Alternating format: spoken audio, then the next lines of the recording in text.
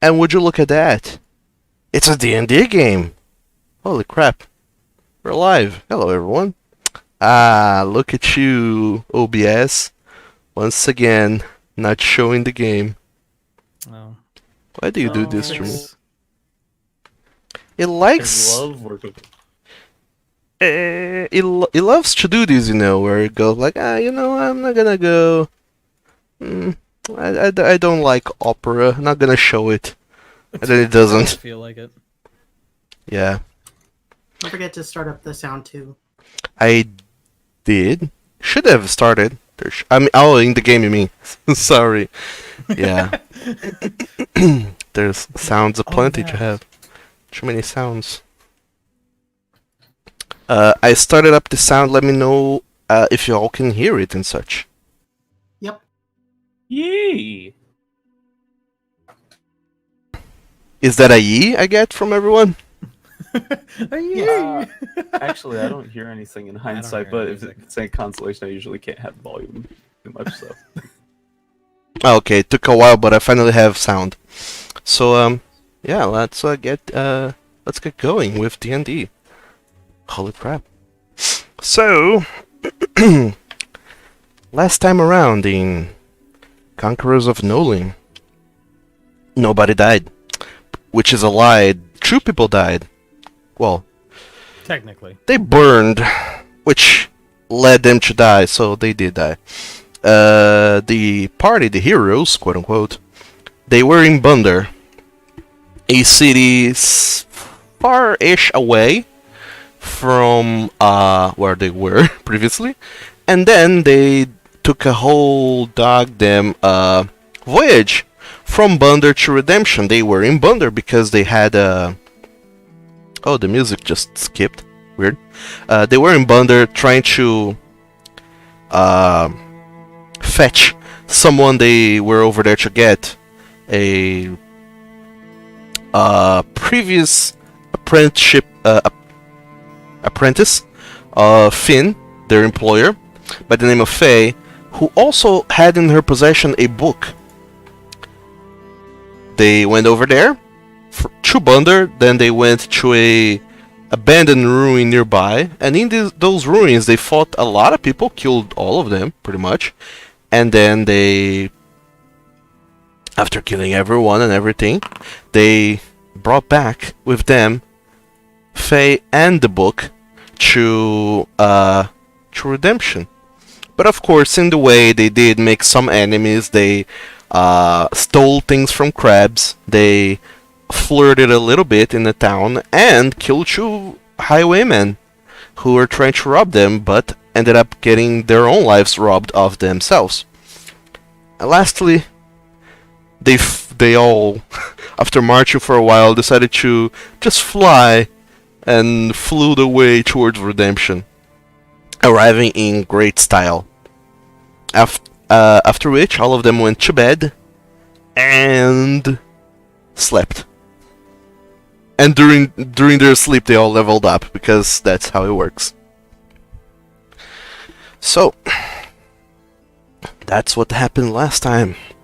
Now we find ourselves in the small frontier town of Redemption, familiar to all of you. Even to the newcomer, Falcon. Slowly, little by little, this city grows on you and you become a little bit more acquainted with it. The sun starts to rise, letting you all know that it is morning. Or not all of you necessarily, because storm climb. You're the first one to wake up. A little bit excited, knowing full well what you plan to do with the remainder of your day, probably, and having a very clear direction in mind now, after what Faye told you. Your task now is a tall one. Even for someone that is not a rat, it would have been a tall order, but for you, it's even taller. It's grand, possibly even epic. To travel back through time, to seek a lord of hell and vanquish it. All in the hopes of saving Miguel. You're back in redemption, you cleared the last leg of your previous journey, and you know what you have to do. And you're excited. And you wake up just as the sun crests over the walls and starts to illuminate the city. And I would like to know, Stormclimb, what is it that you do?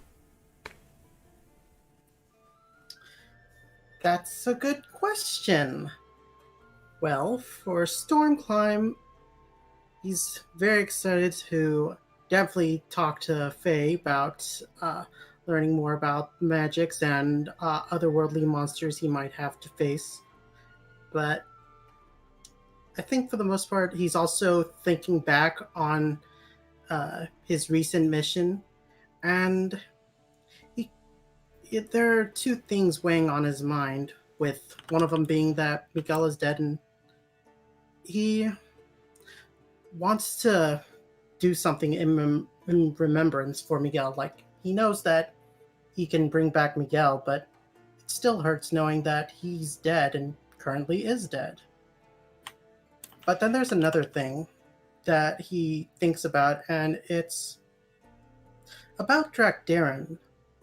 Because for some reason, Drak just seemed like he was really trying to push himself to be in very high spirits, despite all the stuff they went through. So, and the more he thinks about it, he remembers that Faye said something in passing about Drak talking to him. So, I think he's going to check in on Drak and just make sure that Drak's okay, you know?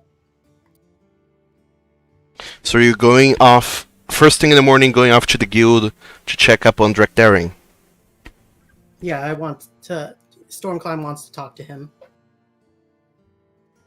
Alright, by the way, whoever didn't roll yet, you guys can go ahead and roll for your inspiration card for the game.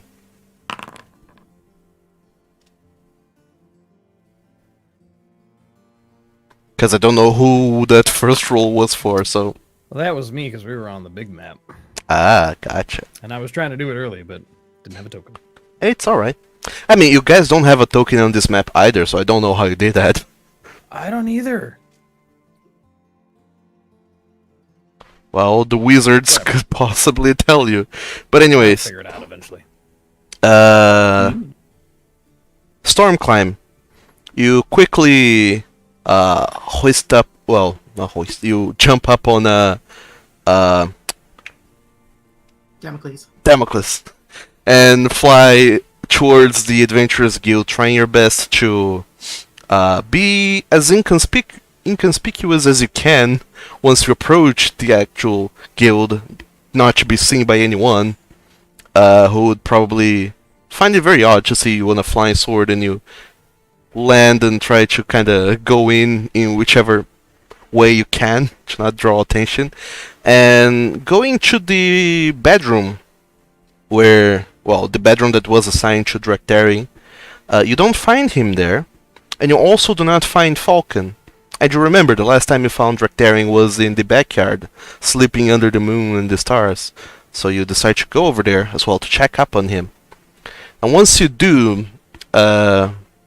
you find that a big part of the courtyard is still under shadows as the sun is still rising, and you find snuggled up next to one of those places, one of those corners of the courtyard in the guild. You find Drakdarin just sleeping once again under the stars, and as you approach him, Stormclimb, you realize that Drakdarin seems odd, different from what you remember. As you approach him, you notice that Drakdarin seems somehow even bigger than before. You notice that some of his clothes, the clothes that he wears, normally when he's not armored, they seem ripped here and there. And you also notice that the gloves that he uses, they, despite having claws, they were full gloves with only a little hole in the front for his claws to pass through. But now they are completely ripped apart all the way to half his palm, and those gloves don't fit him whatsoever. And you notice that for some reason, Tractarian seems to have gone through another growth spurt. Huh. Didn't expect dragonborns to keep growing. Guess this is a unique thing for Drac, I suppose. um, and I guess I'm going to call out to Drac and say, hey, Drac, you awake? Yeah. What? Oh, what time is it? I Is the sun even up? don't. Uh, Oh. the sun is up, but the part where you guys are is still under shadows. It's much brighter outside, but there's still some shade. Oh, sorry, Drac. Usually you're kind of like an early riser, if I remember right. Yeah, well, all that walking the other day kind of. I just wanted to sleep in today a little. Oh, no problem. Hey, I just wanted to check in with you. Are you doing okay? Like, I kind of noticed that you, at least it seemed to me that, like, you were trying really hard to keep everybody's spirits up, especially yours, when, during the, final walks of our journey after we came across that, those thieves and stuff. Like, I'm just, like, are you okay? Because I remember that Faye said something in passing about you talking to her, and, when I asked her questions, it made me pretty upset. So, how are you feeling? Well, I mean, I'm fine. There's no sense in being down when we're doing so well. I mean, we we kicked some serious ass the other day. It was good. Drac, there's nothing wrong with feeling down. It's okay to not be okay, And, I'm here for you. If there's something you got on your chest, just let me know. Maybe I can't do anything to help, but at least I can hear you out and let you vent. Well, I do appreciate that.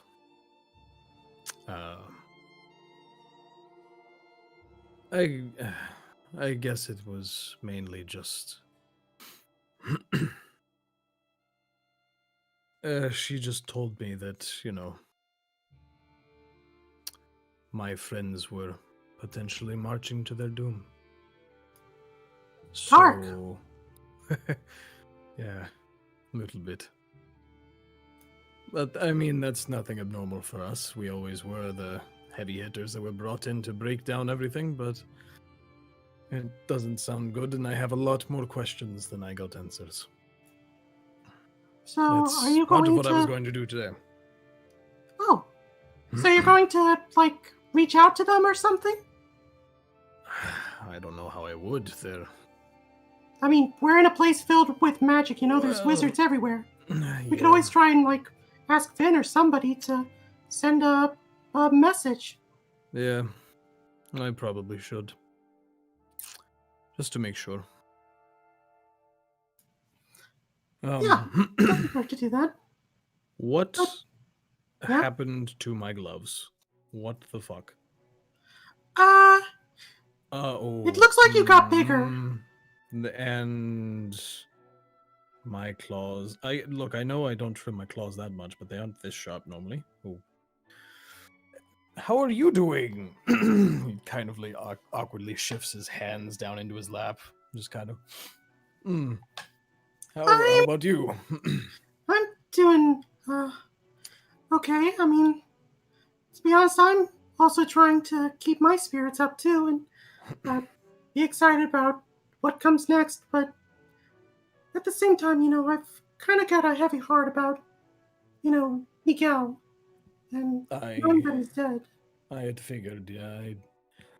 I noticed you were quite out of sorts.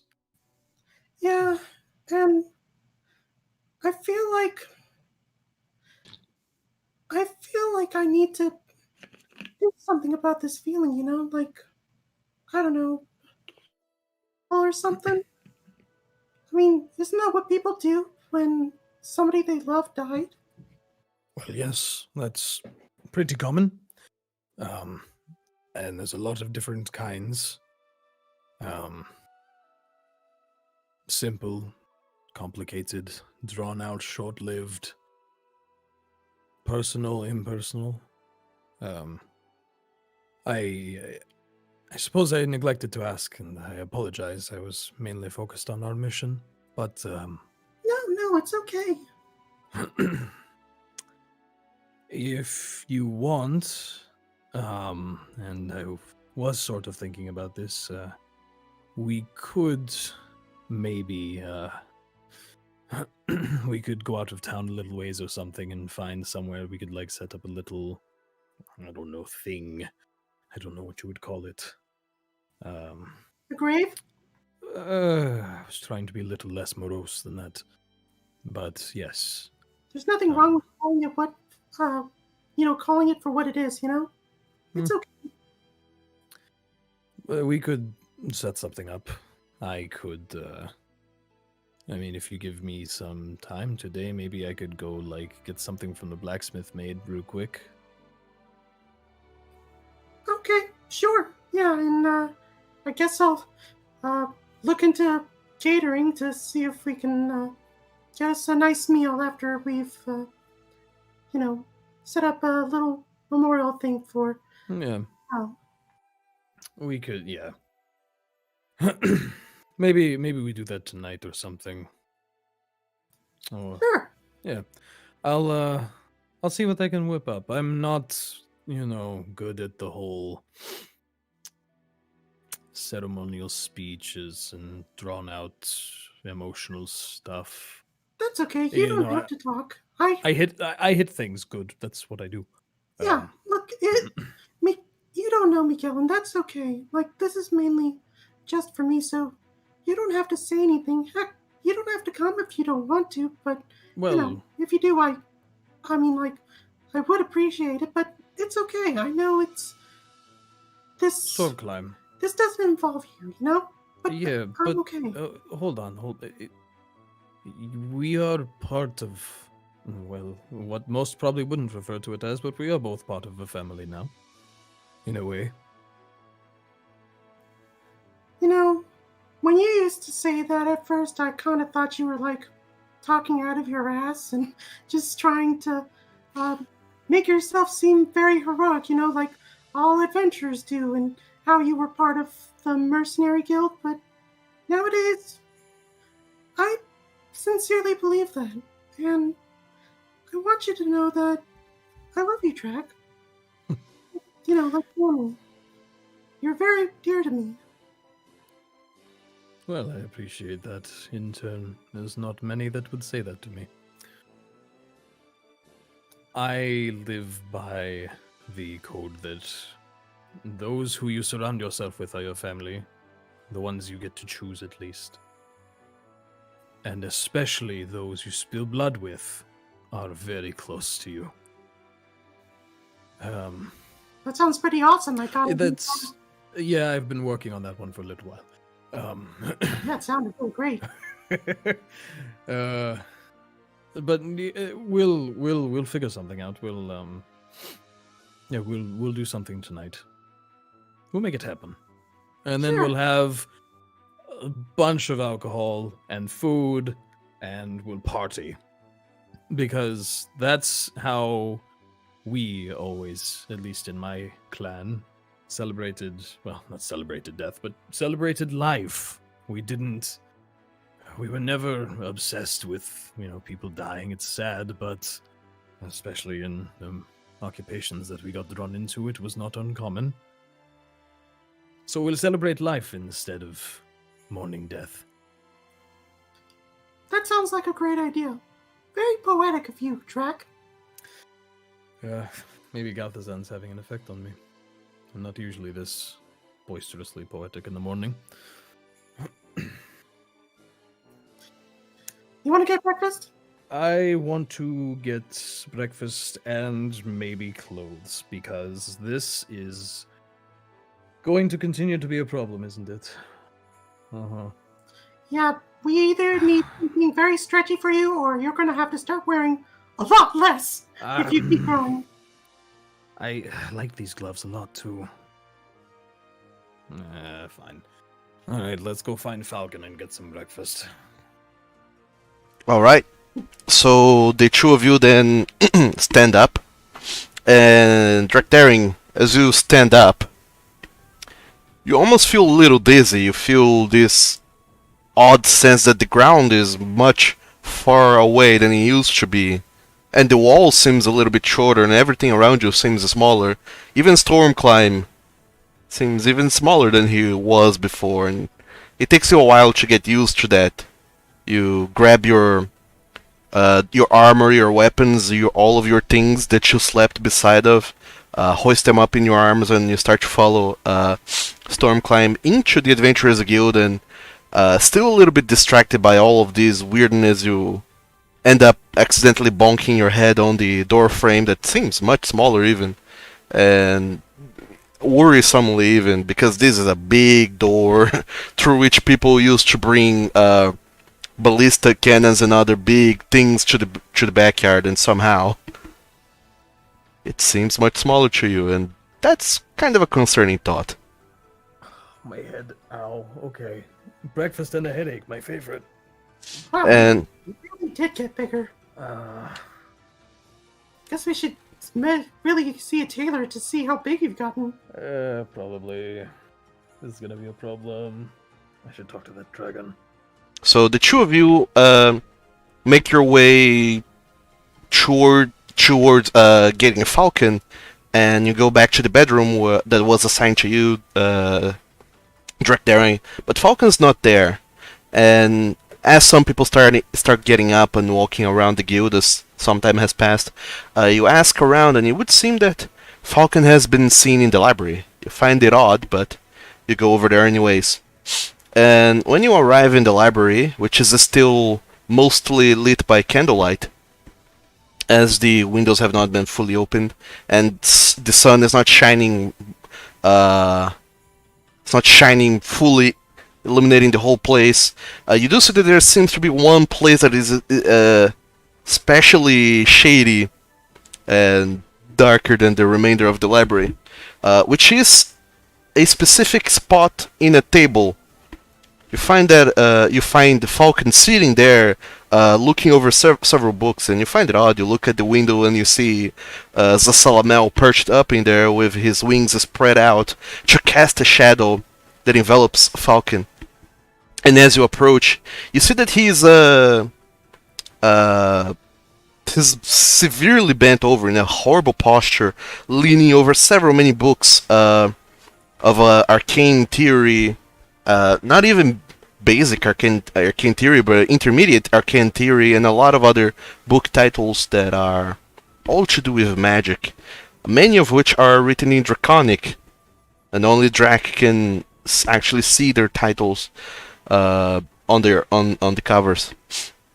And as you approach, you see that Falcon seems to be his hand is stopped as a quill has been writing over his own spell book, and you see a big blotch over where his quill is laying onto.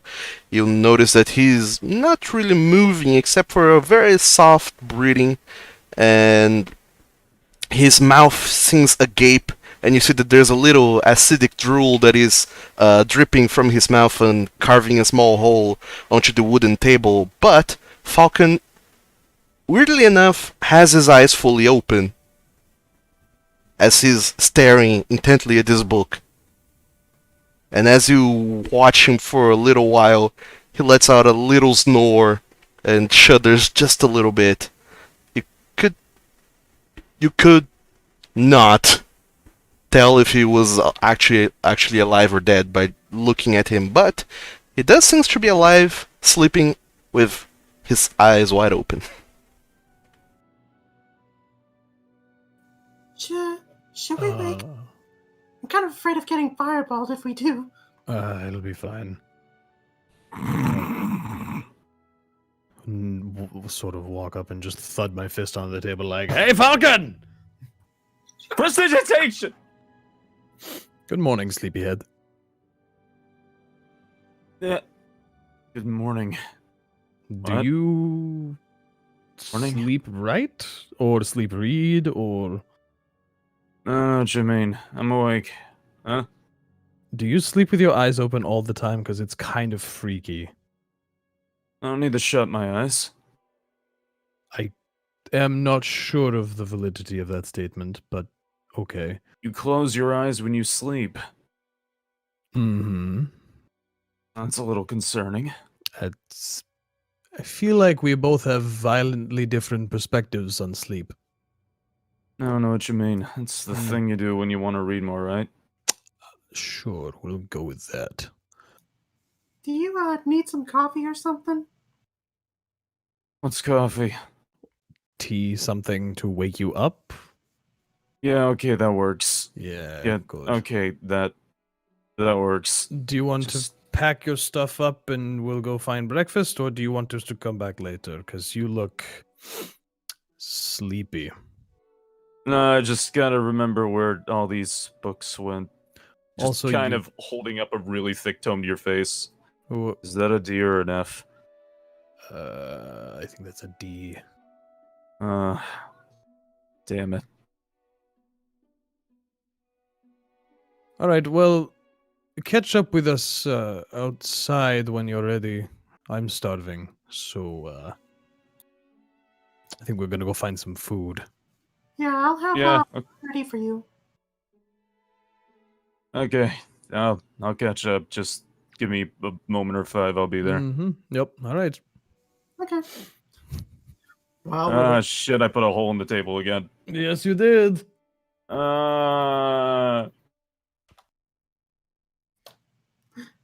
so while we're waiting, I guess Stormclimb's gonna reach into the bag of holding and pull out a couple of coffee beans and brew some coffee for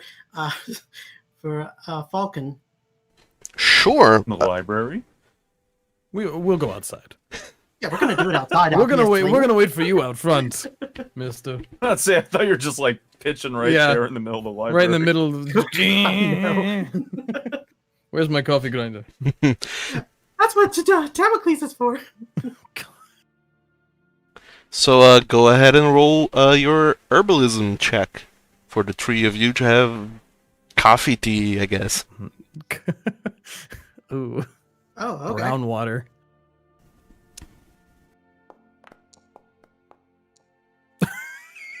Oh, Is Damocles helping me with this since he's grinding up the beans? No. Damn it.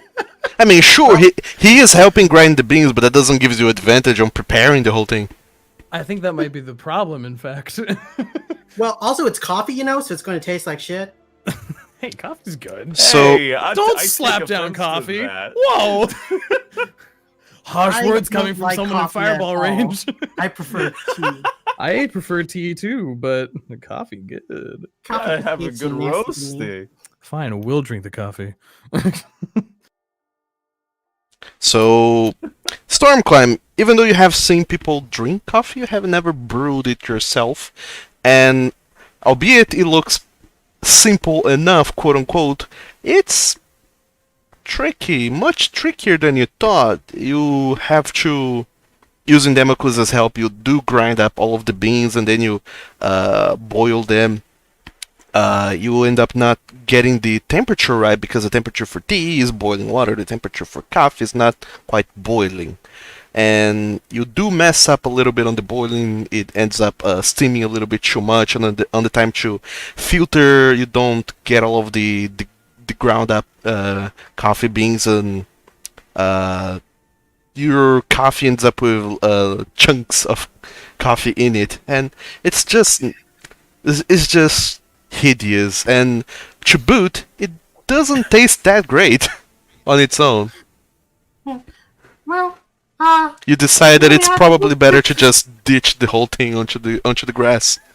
it is the first time I've ever made coffee, so yeah. But you know what?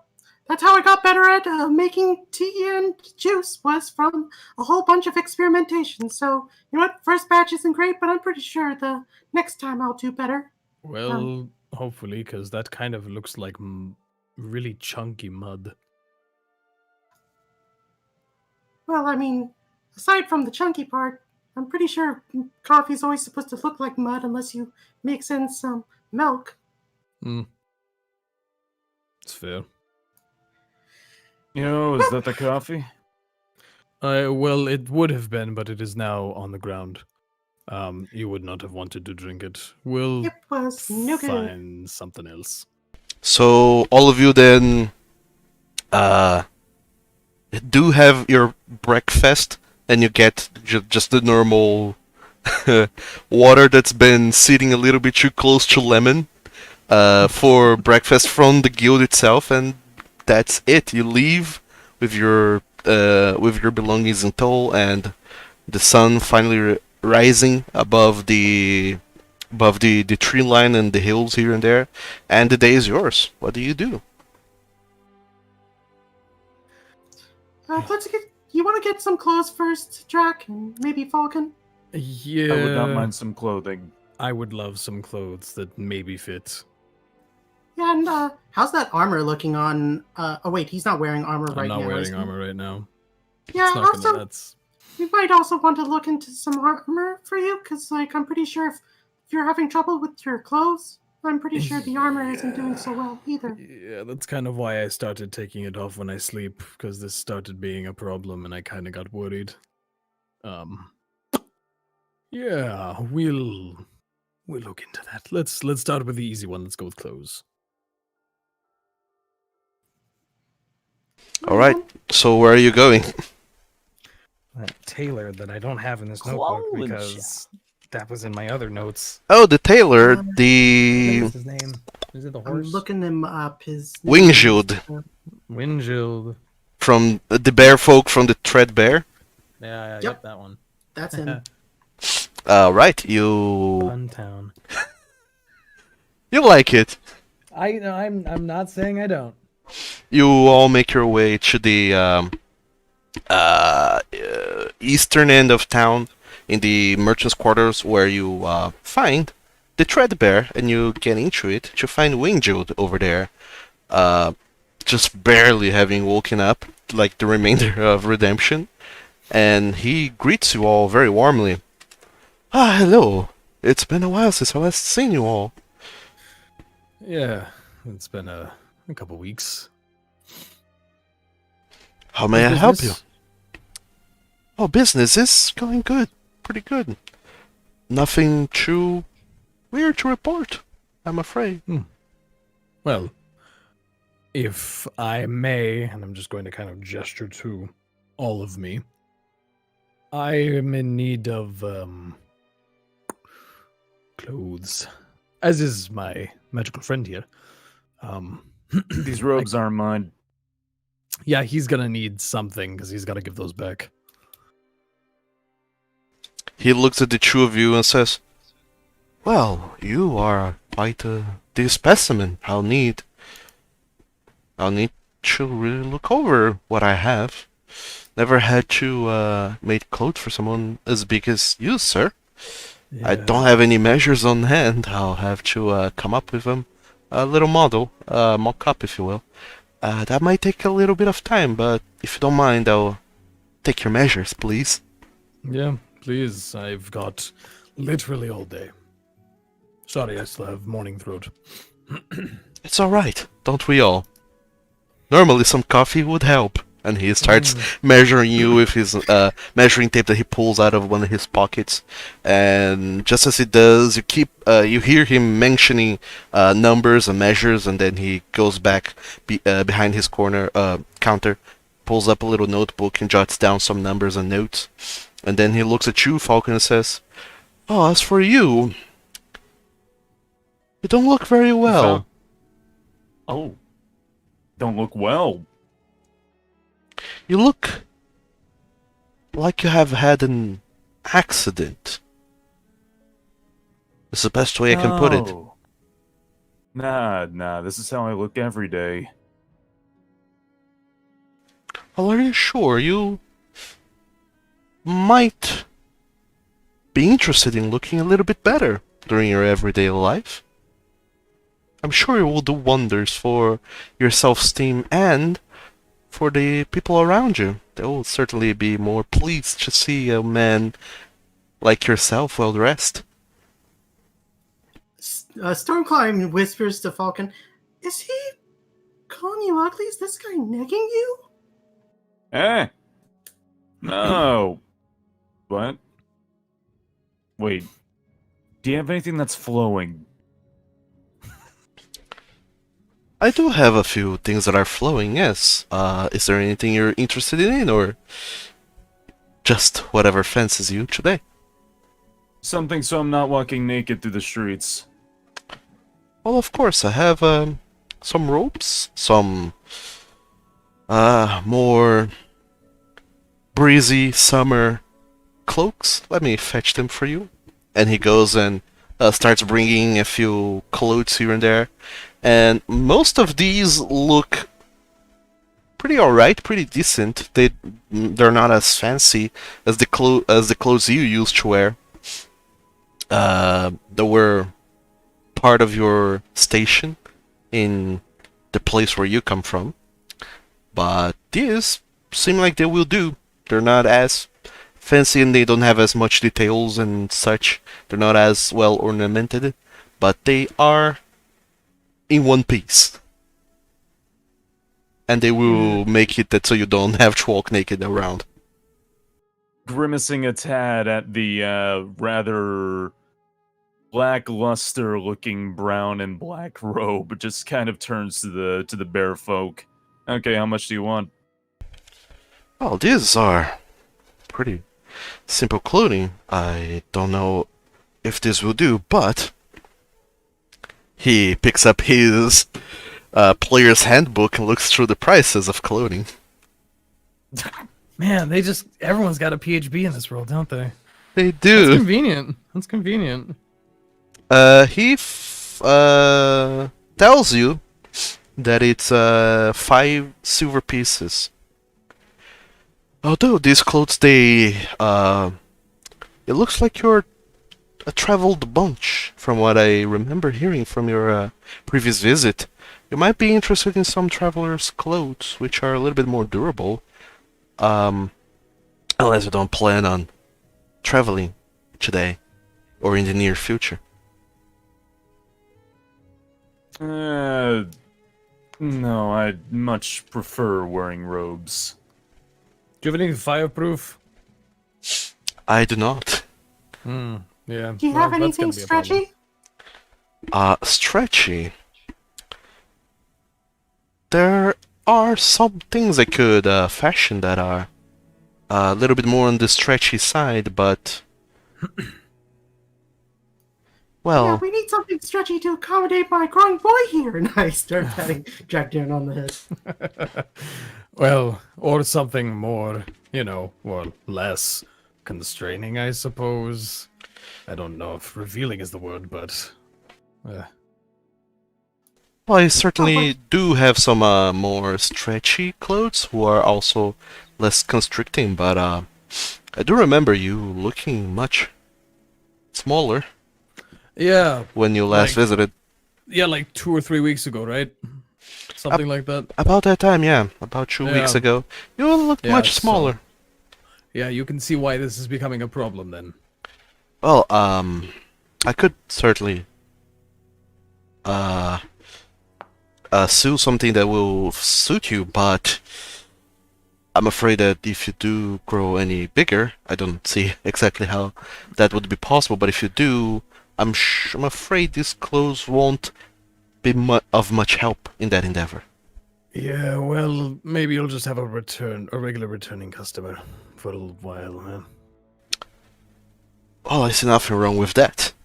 Mm-hmm. Shall I make you some common traveling clothes then, sir? That'll probably do well for me, yeah. Alright. And he starts jotting down some numbers, making some mathematics on his head. That will cost you about 3 gold pieces, sir. Fine by me. Well, I mean, he's definitely going to be returning because he's definitely going to be growing out of those clothes soon, so why not just give us a small discount of just making it 2 gold coins instead, you know? Make a persuasion charisma check. Storm climb. What? You did another number? No. This does not bode well for us, friends. I think I'm gonna just stop. Just not do anything else for the rest of the session. I'm just gonna stop playing, guys. Good night. He We looks can only at go up from here. he looks at you and says, "Well, I would. 2 golden pieces is what I normally charge for any common traveling clothes, but your friend here is going to need a whole lot more fabric than your regular customer, so I fear 3 gold pieces is more than fair." Yeah, I'm okay with that. Okay. So you all pay for the clothing, and you get yourself some brand new clothes. It takes a while for him to actually sew the clothes for you, Drakdarius, so it's either up to you if you want to wait or if you drop by later and pick it up. I'll probably wait just because I really shouldn't be wandering around town looking like a giant vagrant.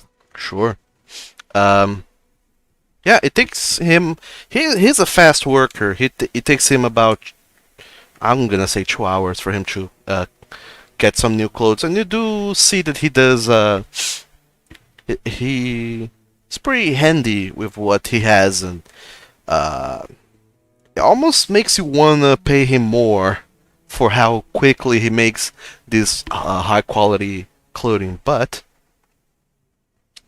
both of you are more than okay with paying 3 gold pieces for your traveling clothes, Drakdarius, seeing as your previous one have been torn apart, and you, Falcon, paying 5 silver pieces for your common clothes, which are not as great for traveling, but there you go. That reminds me, we also need to pick up some tent supplies for Falcon. Some what supplies? I'm sorry. Camping supplies, because you don't have your own, your own, tent or whatever. Your own You bag. don't have a bedroll, you don't have a water skin. No, I did not seem to come with many of these. Yeah, Objects. we'll make a stop I've and get noted. you some stuff. Sure. Which is odd. Didn't you begin with like an adventurer's backpack or something? Adventuring backpack?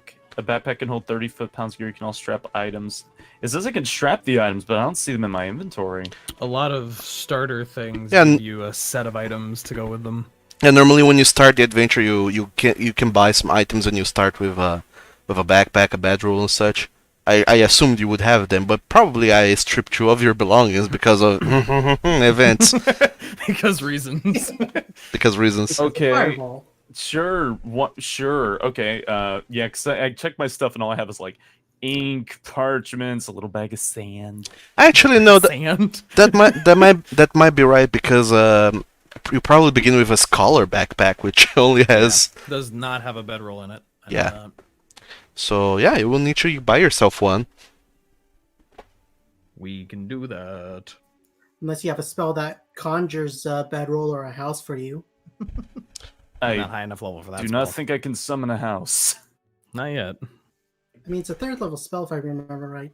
Lehman's tiny hut is just a dome. That's not a house. That's It's just not a an actual different- house. swamp. No, there's a different spell other than Magnificent Mansion in Leomund's Tiny Hut. But You might be with it, thinking so of. I'm not I think you might be thinking of Baldur's Tower, but Yes. it's don't. Just don't. Galdur's Just Tower. don't. Yeah. Yeah, Galder's Tower. Just don't. Yeah. That sounds like a good spell. Let me just run that. In any case, all of you guys fetch yourself some clothes and you take a stop at some shop, I guess, some general store in Redemption, there are many, and buy yourselves some bedroll and whatever else you need. So I'm not gonna Yeah, I'll look those up. talk you through these. You guys can go into the player's handbook and buy whatever it is that you want that is in the table for common items. Adventuring gear. Yeah. Bedroll, 1 gold.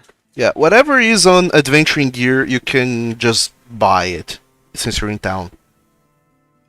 I always like to imagine when you have to speed up a buying thing, you just throw the money at the air, just kind of vaporize, and the items just drop to the floor. Like, we gotta hurry. We gotta go. I mean, I can only do so many voices, you know. No, that's not what I mean. I just think it's funny, like wizards having to pay money to write yeah. scrolls. It's just them throwing it at the fire. Pretty much. I mean, you do Buy all of your paper. go to a general store, I guess the fidget spinnery, and you talk with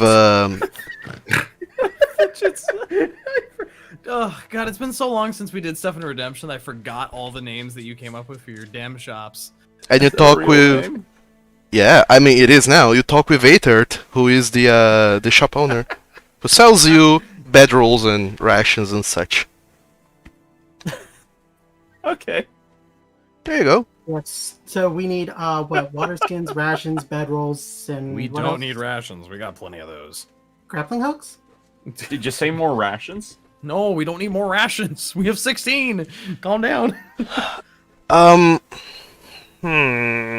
Okay. Sure. We're just gonna go and say that those rations would probably have spoiled by now, but rations do keep well for quite a while, so. I mean, it's like dehydrated stuff. like I was beef imagining jerky. like rations, beef last jerky for and- days. Yeah. Indeed. So yeah, you get to keep your 16 rations for now. I mean, they're only 5 silver apiece. Just but whatever. The moment we have to get rid of them, just everyone eat them as fast as you can. And yeah, you have bought yourself some items. So what's next on your itinerary? Well, seeing as it's getting on in the morning, we should probably go bother Finn. Oh, okay. Yeah. Have you figured out what you want to get? I think so. I think it'll help. Yeah, maybe he can, send a message for you. Yeah. Maybe at a discount. Hopefully, I don't know. I don't know how sending messages and whatnot works. I'll ask when we get there. Come on, guys, let's go. Falcon, put this in your backpack. Don't lose it. Yeah, and Shoving No, the okay. bedroll and water skin in his hands. And... later we need to Just- visit the battlesmith, blacksmith. Oh, 1 second, I Mhm. lost my placing. Thunder battlesmiths to look at your armor and stuff because you do have, see, we do need to get that adjusted for I you. have an idea for that. Let's go to Finn first. Okay. I have an I idea. also need to get a couple of upgrades for myself too. I think beyond magical things. Like what? What do you need from the blacksmith? I want to see if he can upgrade my shield. Do we go to a blacksmith for a +1 shield? It's mostly enchantment. No, you do not. You go to a wizard. Shields are shields are shields. Oh, okay. Anything that's got a plus associated with is magic. Okay. I mean, Let's go either see. either you go to a wizard to get it enchanted, or you build a little effigy to Quanivi Khan, sacrifice someone, get their soul, and enchant the thing. So Right. you don't necessarily need to go to a wizard, but Sure. Just might need to go to a warlock instead. Okay. Okay, and we're walking to Finn's, I guess. All right. It takes you a tiny short amount of time to run down the street, and boom, you're there on Finn, and you knock on the door as always, and he opens up the door and watches all of you, and he just spreads his arms as he always does, with his very broad smile as he says, "Ha ha!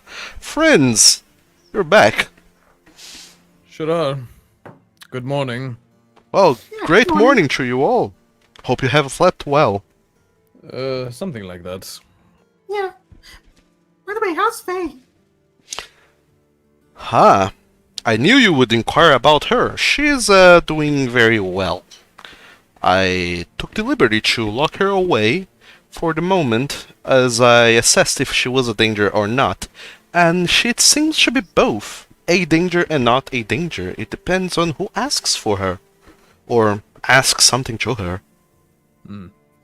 Okay, well, I hope later on you'll allow me to speak to her because she said she would be my teacher to teach me more about the arcane arts as well as how to defend myself against the monsters from other worlds. Of course. Sure. I'll talk to Faye and work out a little schedule for the two of you to meet together and practice and learn and indulge in acquiring knowledge. Can I help you with anything else? Yeah, thanks, Finn. We're also here to talk about our rewards. Because you said you'd let us have a magic item from your shop. Oh, Yes. And no kniphiliums, okay? We don't want any living souls in our magic items, okay? You have my promise. Does he mean it? Is he crossing his fingers behind his back? Make an insight check and roll another natural one and we will figure it out. Don't do that. Here, Don't do I'll even roll 2 just to see. There, they're not natural ones. that. Okay, thank you, Philly. I broke that curse. If you had gotten 3 natural ones in a row, you would have exploded. Oh, but only because your dice knocked Oh, into no. his. Oh, that's not at all how this works. I know. Finn has this demeanor that he always has whenever you guys come by, and you barely ever seen his facade break. And whenever he has this demeanor, it's kind of hard to tell if he is being honest about something or if it's just his salesman personality shining through. And right now, you didn't ask or say or do anything too dire to break that facade. So it's hard to know for sure, but he seems earnest. Okay. Mhm. So did you guys want to go first with what you wanted? Falcon? Drac. Yes. I'm saying you go first. I feel like you and magic items are probably, peas in a pod, so.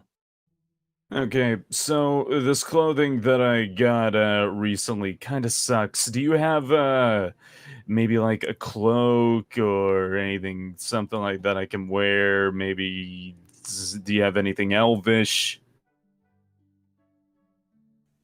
When you said, Falcon, this clothing I got just sucked, you get a nagging feeling in the back of your mind that a pop-up just went out in the corner saying Wingju will remember this. Winjil will remember that. But Finn, he seems to think for a moment. I might have something that could suit you. You're looking for... Well, I don't have anything in the way of clothing for your whole body. I have things in the way of cloaks. I hope that will suffice. That's perfectly fine by me. The clothes I used to wear were elvish, I think. He thinks. Well, I could find one for you. That should be easy enough to come by. I appreciate it. Oh, don't mention it. You did me a great favor by bringing back the book and Faye.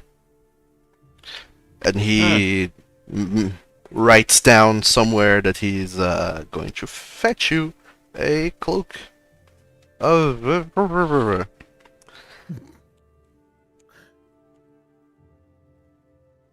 what about your friends? What about him? Oh yeah, right. Drag. I actually was. I have two questions, actually, technically. Of course. One, and I'll reach into the bag and pull out the adamantine breastplate. I want to wear this really badly, but I am too big. Can you help? He seems to notice for the first time that you are indeed much bigger, and he says, "Oh yeah, you do seem much bigger. I wonder if that has anything to do with Gautazan's blood coursing through you." Yeah, I kind of want to talk to him about that too. One thing at a time. Oh well, this place of mine, the Benton Tent, is becoming quite the tavern. Everyone comes here to talk to someone else but me. Oh, we're here talking to you now. Oh, that is true. So, you want to wear that, but you want to make it fit you. Is that so? Yeah. I don't know if you can enchant things to, like, make them, grow with somebody or change size or whatever, but, like, this is better than my chainmail, I can tell just by looking at it, and I want it. I could definitely look into that. I'll probably have to reach out to another friend of mine to work on enchanting that. In fact, I'll do just that. I'll write him a letter. Well, not even a letter. I'll just let him know, and he'll do that for you. I was gonna say, you guys write letters? Don't you have magic or anyway? I thought of writing him a letter. I was already planning to write some letters today anyways. You know, there are some people that I just don't know. Never seen them personally, so I can't just send messages to them through magic, and even if I could, I only can do that a limited amount of times per day. It takes, quite a lot of concentration and physical energy to cast spells.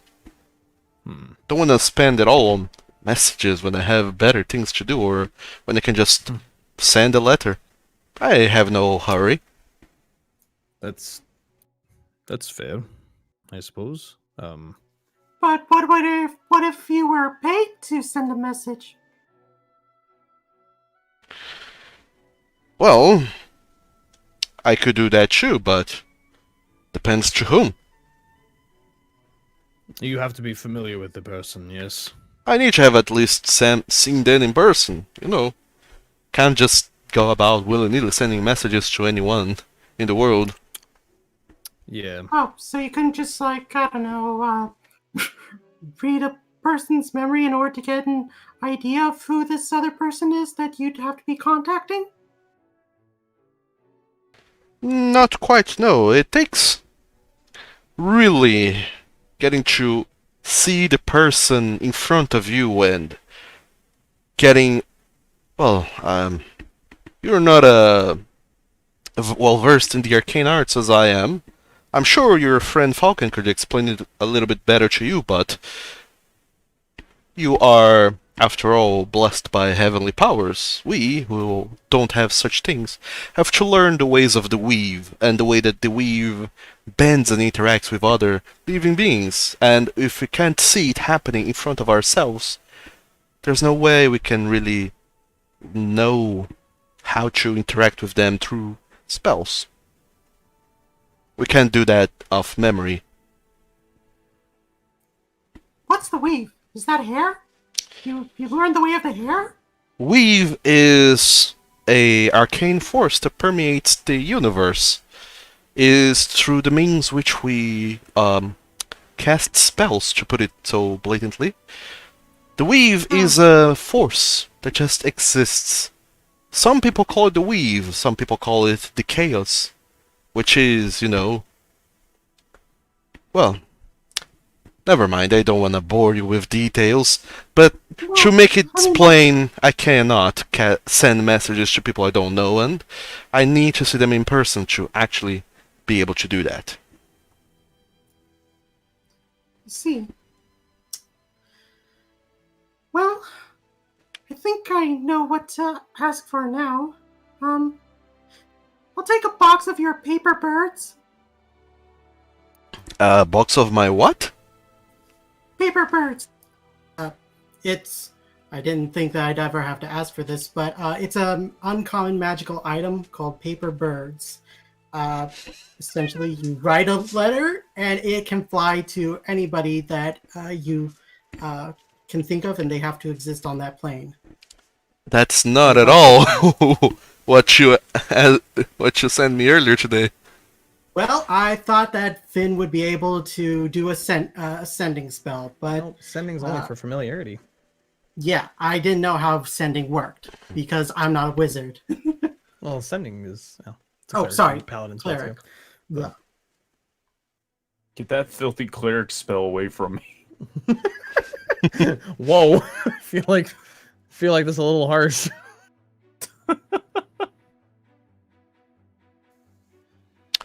Sure, Finn can find you a box of paper birds if you want it. Yep. It's much more worth it to help a friend than to help myself. Of course, I will look into that. I'll need to ask a friend of mine. I normally don't really rely on that. I have other means. He lives a little bit more on a little bit of an isolated place. Oh, okay. I mean, like, unless you know a sort of modified sending stone that can, call out to somebody that doesn't have a stone, but I don't think that kind of thing exists, does it? I hear there are systems like that. Some cities back in in Hosenfell, they do this place where they have stations with one sending stone in the station and a station in another place with another twin sending stone, and then whenever someone needs a message sent, they send it between stations, and the person in the station delivers it by hand to whoever lives in that town. It's much simpler when you need to deliver messages between towns that are far away. And it's not a secretive message you need to send anyways. Would that work for you, Drake? Well, I mean, like, are your friends, are they doing something secret? I don't know. I mean, they're going into war, as secret as you can be. I don't know. I don't know what paper birds are. I don't know. But Finn, what we're trying to get at is I want to send a message to one of my friends who is quite far away. If a letter will get there, or one of these paper bird things, somehow, though, you don't need to take your reward as something for me. You don't need to Hey, do I'm that. fine with this, Drac. We're family after all. Unless you have a better idea, Finn, that's the gist, is just getting a message long distance. Well, if they are in a town that has one of those and they plan on staying in that town for a while, that could probably work. Yeah, that's the problem, is I don't necessarily I don't know quite the towns, and it's actually something I would like to talk with you about later. Maybe not immediately, but later. Of course. But, yeah, I mean, if that paper bird thing will get a message directly to that person, then that's also an option. I don't know. It's...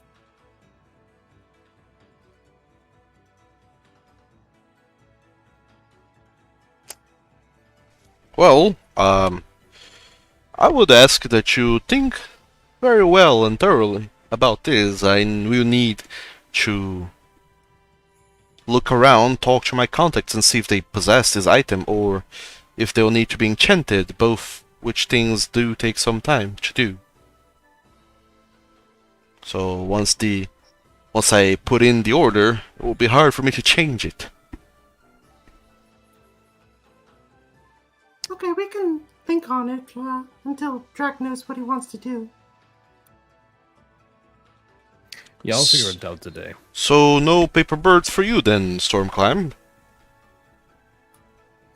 Not for right now. We need to figure out how we're going to help Drac first, and then we'll figure out if we can use a sending stone or the paper birds.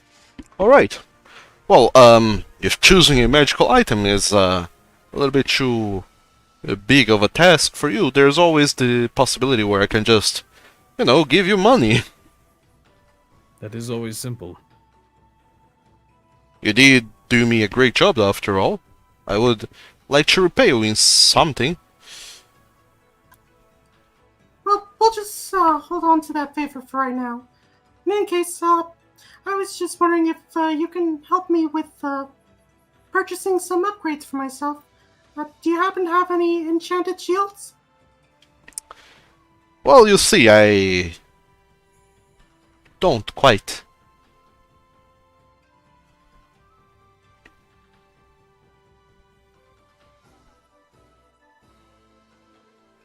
I do not have enchanted shields. Oh, so no +1s? Okay. Okay. Well, maybe I'll find somebody else that sells some enchanted shields. Well, enchanting things takes time, unfortunately, and, last time you and I talked a little bit about enchanting items, you did ask me to steer clear of items enchanted in some despicable ways, albeit faster, so my stock is quite limited, I'm afraid. Okay. Well, thanks for your help, then. Is there anything else you guys want? Other than a few different chats, I've got nothing else that I'm trying to get. Eh. Okay. Yeah. I'm just. Well, let me know when I'm free to speak to Faye, then. I'd really like to talk to her a little bit and learn some more about magic and maybe even the weave. Sure. Just a moment. And you see that Finn, he bows a little bit and then he goes to the side to a door in the northern wall of his tower, just between the two sets of skeletons on the walls, and this door that apparently sometimes is there and sometimes isn't there. He goes to the door, pulls out a key from his pocket, unlocks it, and pulls it open, and pulls his head through, and you just see him talking loudly, shouting to Derek, who does reply, and then Finn pretty much just asks if Faye is free. Derek answers that she is, and then he calls her over. And then less than a minute later, you see Finn receding, and then you see Faye showing up. And Faye seems to be wearing a what appears to be a necklace that she wasn't wearing before, and bracelets as well.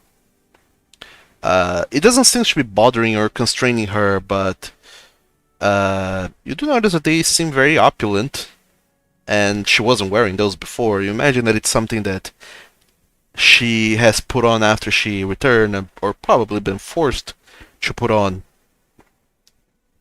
But even then, she comes back and she still has that very docile look on her face from before, and she just looks at all the three of you, and you see the tiniest hint of a smile cracking on her face as she just says, "Oh, hello there, the three of you." Hi, Faye. How are you feeling today? I'm feeling well rested. It's been different to rest in an actual bed with a ceiling over my head that wasn't damp. Nicer Yeah, than I- being in a castle basement, isn't it?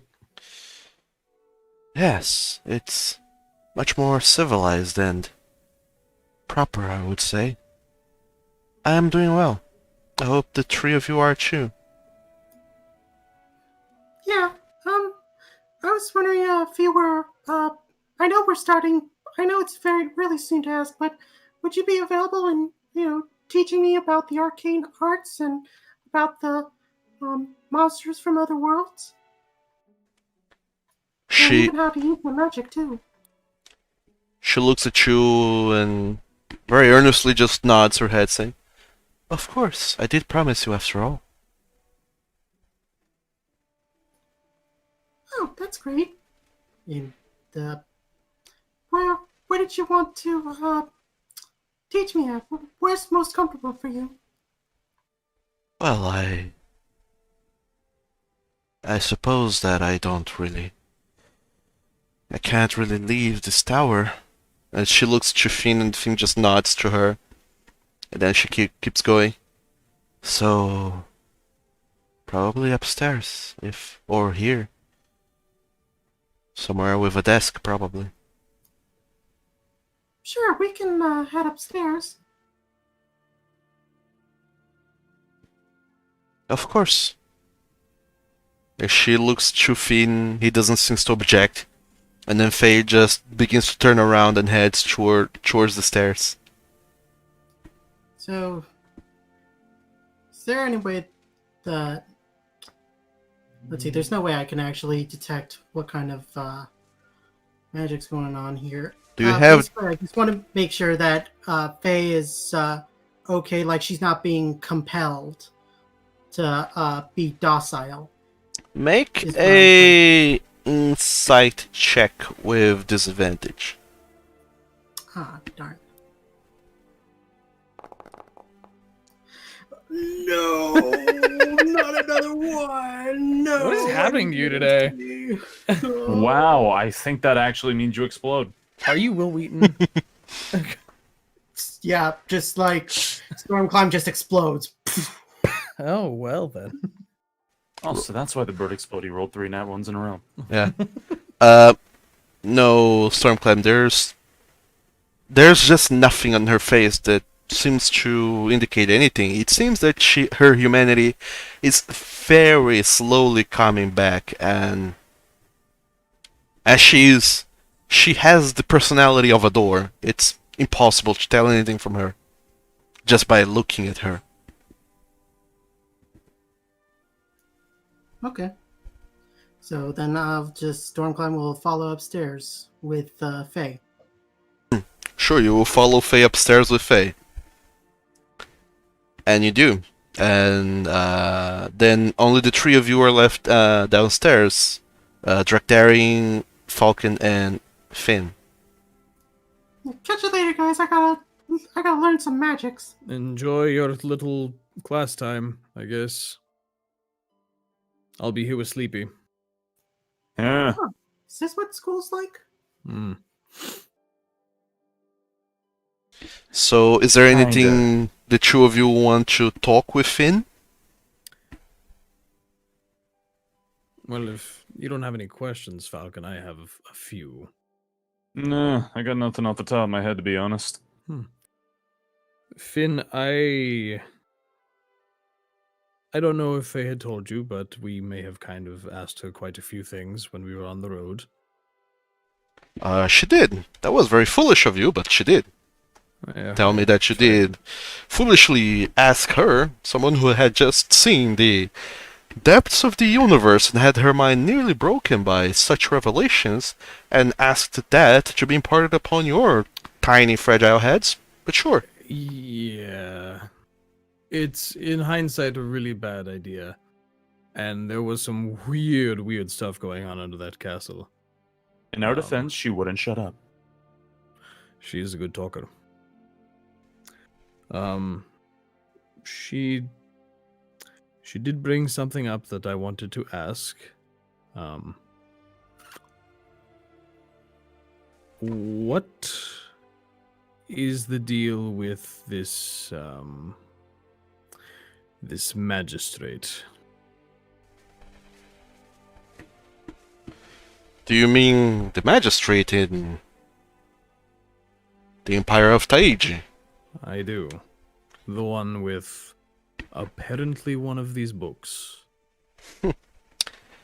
Well, she did speak quite a lot, after all.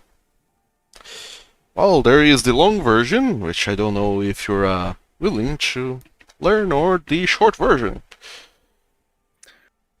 Well, I care for a couple of reasons.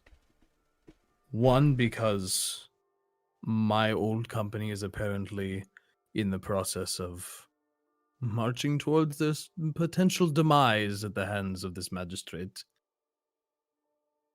And because it sounded like you and Galthazan have an extremely vested interest in this individual as well. That I'm is curious. That is right, we do. Well, the magistrate is old as it is.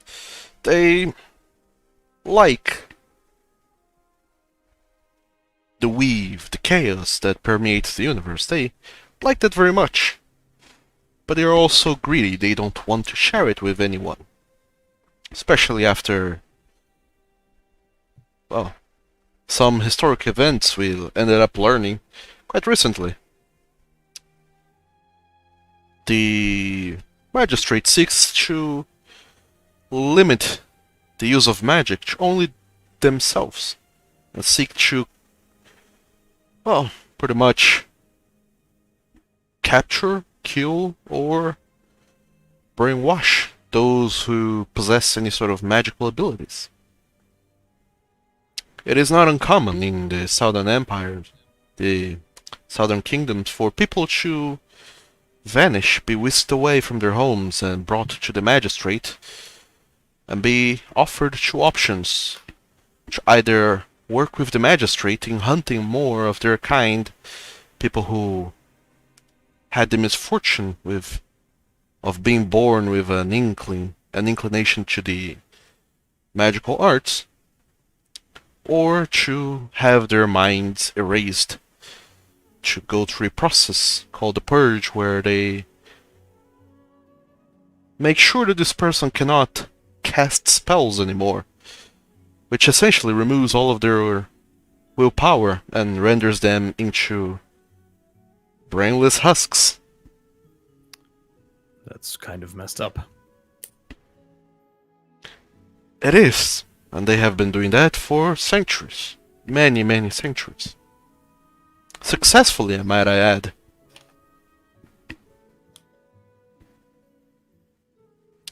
I disagree with the methods of the magistrate. Many people do, in fact, but the magistrate is a very powerful force. Nobody in the Southern Kingdoms possessed the power to defy them. And they have been capturing every source of magic they could get their hands upon in those lands, and they possess all of it. They are the strongest wielders of magic over there. Not only that, but they also possess one of the books. Very little is known about those books, especially because, well, those who have it don't part with it. The Adventurers Guild possess one. I have no idea how they came upon that, but they do have it.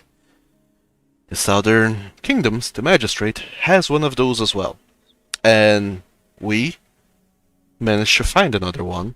It nearly sapped our minds, but we managed to get them back, thanks to you.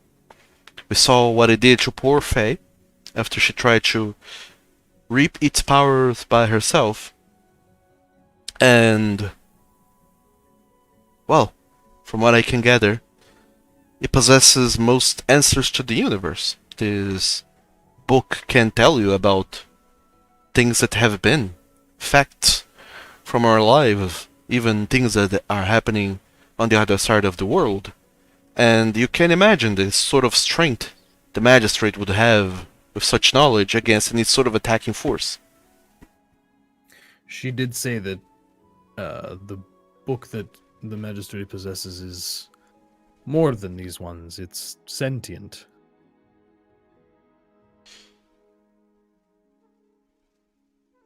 Yes, that is something not even I knew, up until Faye told me. I have refrained from asking too much, but that much I had to know at least. So what do you plan to do with this book then? Are you looking to use it against that magistrate? Yes, I am. There are some people, some very big, important people, powerful adventurers who, several decades ago, released magic into this world, and they, well, some of them came up here and founded the City of Redemption and the Adventurers Guild. Others decided to remain a little bit further down south in southern Nolyn. There's a city, Bale Naum. I plan to go over there, show them the book, and bring the fight to the magistrate. So you are going to war then against him? I mean, they wouldn't mobilize mercenary groups like mine if there wasn't a war that was about to start over there. They have been doing that for a while, asking mercenaries for help. The magistrate, they know that the Adventurers Guild possess one of those books, and they also know that those adventurers of old, of a few decades ago, came upon something most people thought were just myth, legends, things called the Almighty Gifts, artifacts left by the Almighties themselves. They came into possession of those, and those gifts are incredibly powerful. The magistrate has been trying to get them for years, and they keep sending agents, the Shinsu, over to the northern kingdoms to try and build contacts and spy and approach those magical items, find weaknesses wherever they can to attain those items. They have brought the war to us first. We have been only defending ourselves in a secret war most civilians do not even know is happening. Now we have the means to fight back. And what of Galthazan's stake in all this? Like I said, the magistrate seeks to eradicate magic. Magic that they cannot control. And a huge source of magical power in this universe, in our world at least, in this realm, are dragons. The magistrate will kill and eradicate any dragons that they can come across. Faye had mentioned a Regarinth, I think. Could you I don't repeat know, that name? Regarinth. She had mentioned someone's or something's name. We were talking quite a bit. I have never heard of that. What would that be? I don't know. She just said that's what Galthazan was interested in. I figured maybe you knew. Oh. And you see a moment of clarity upon Finn's face as he thinks for a moment. Ah. So that's the creature's name. She said that it was perhaps a very old dragon. Galtazan is his own dragon, his own, I would say person, but that's not quite accurate. He is his own creature. He knows what he wants to do, and he's here under my protection for the things I can supply him. I have been teaching him magic, and he's been, well, it's a mutual agreement we have, but he, despite being the most powerful being in all of this city, he does serve as a master. The Blizzard of the West. Never knew much about this Blizzard of the West, but apparently it's this Regaurant.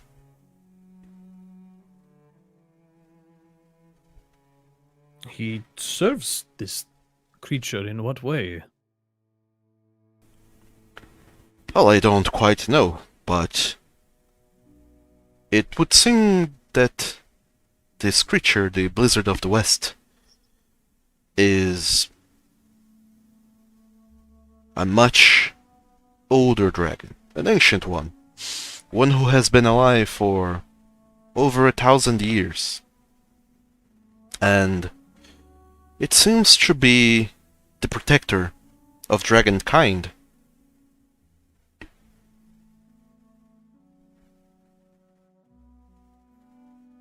And he sent Gautazan over here to allow him to learn and prepare himself for whatever ailments might come. I don't know much about the dragons and their means. I have been trying to run my own experiments for a while, but with Gautazan's permission, of course, but must I say, I know very little on the subject, and I've had to exercise a lot of willpower to not seek answers in the book or in Fae. Those could be dangerous. Yeah, don't want to have your winning personality sapped away. Oh, thank you, Directory. I could use a little compliment here and there.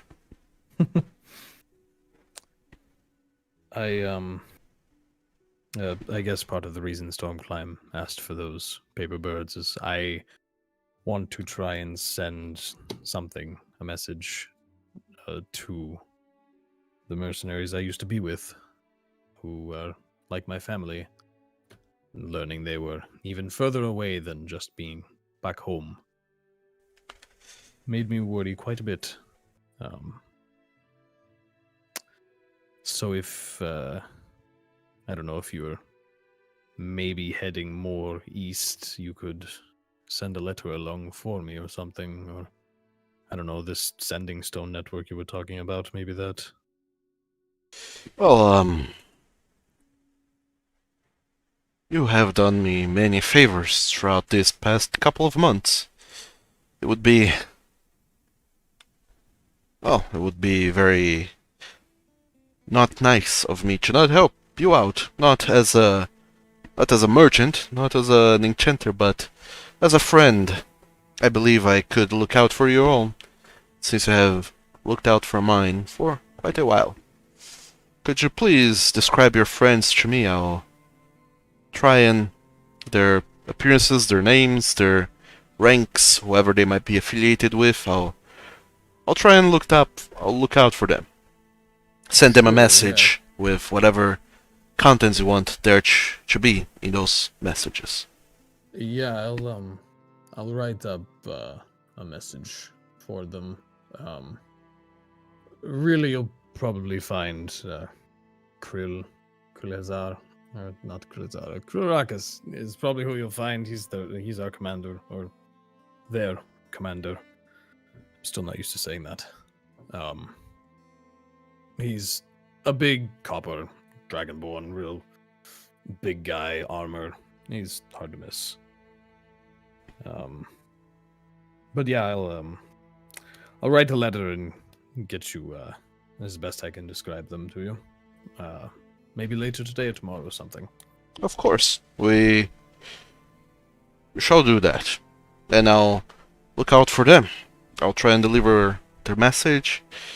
And if why he finds me that way, and we come across on the battlefield, I'll try and protect him to the best of my abilities. And if you do manage to find them, or, just I don't know, just send me a message, I guess. I'm just very worried for them. That's all. Of course. Of course, Drakdaring.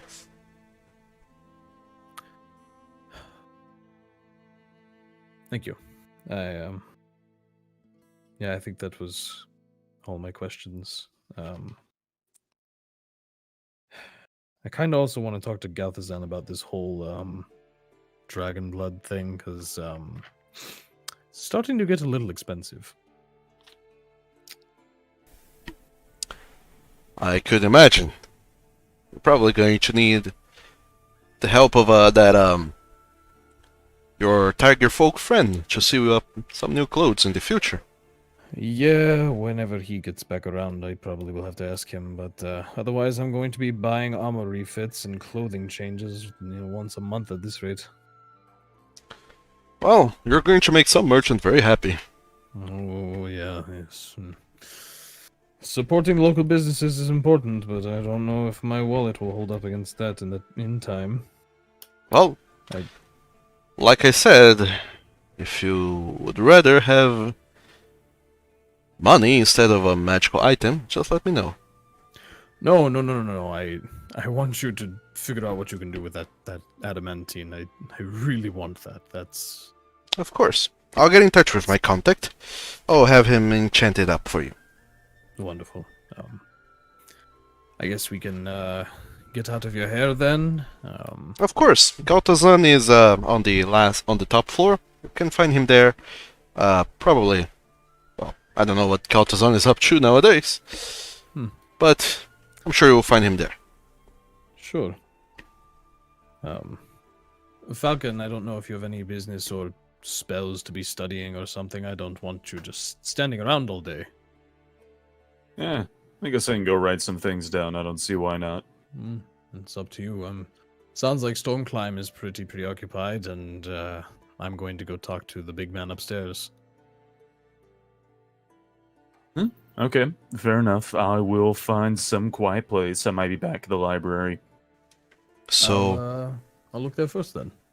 See you in a while. See you in a while.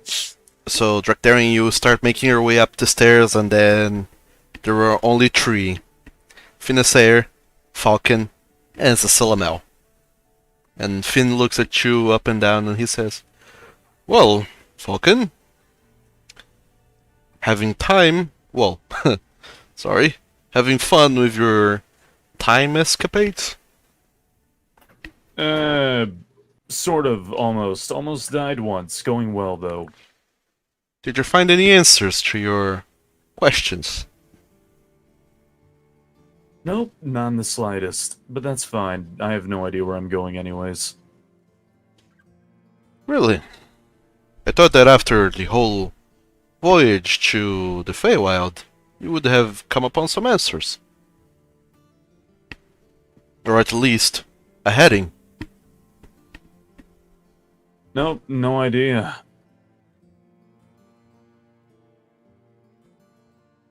Well, I'll be around for a while, so if there's anything you would like to know, or any help with finding information, just let me know. I appreciate the offer. Oh yeah, when do you want these clothes back anyways? You know what? You can have them. Oh, I appreciate. I'll have a nice little change out if I get gored again. Oh, I worry about your constitution if you do, but best of luck. It's fine. You only live once or something like that. Some would say that. But if I can't be of no more help to you, I'll start getting down to some letter writing and contacting friends and acquaintances, and you can find the door behind yourself. It might be more important to do that now, considering, Drax's concern with whoever the hell those people are. But I wish you the best of a good day. Same to you, and the most of a good night. It seems like you need it. No, I got plenty of sleep, I think. And then, Actually, don't remember now. and then Finn just nods as I say that, and starts going towards the door on the northern part of the tower, and once again goes through it, shouting towards Derek, who's somewhere on the inside. And then he closes the door behind him, and then Falcon, you're alone in the basement floor of the Benton Taint Arcane Emporium.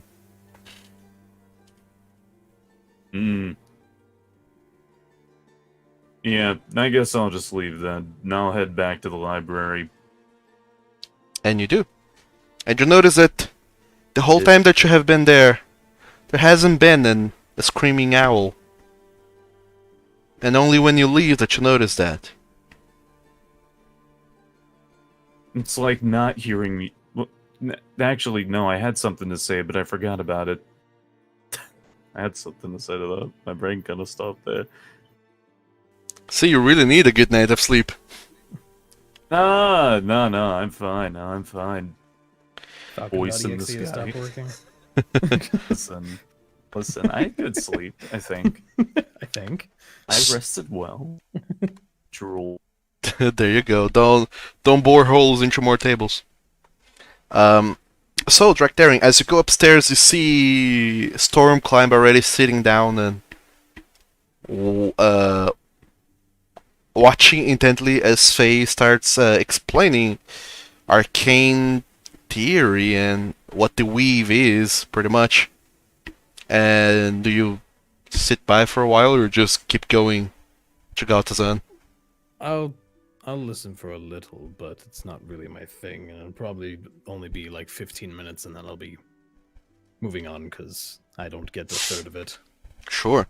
She pretty much explains that in way more detail than Finn could ever give you, that there is this prime god, this prime almighty, the one that came before anyone else, Cosme, and he is the source of magic in the universe, and he is pure chaotic energy, and the weave that exists is actually a portion of him, and he is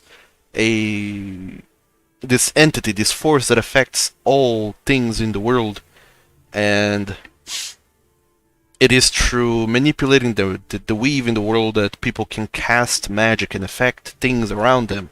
But that magic, the weave, is a part of Cosme, and thus many wizards conjuring spells at quick succession in front of one another might cause severe catastrophe, might cause Cosme to end up blasting a zone with chaotic energy,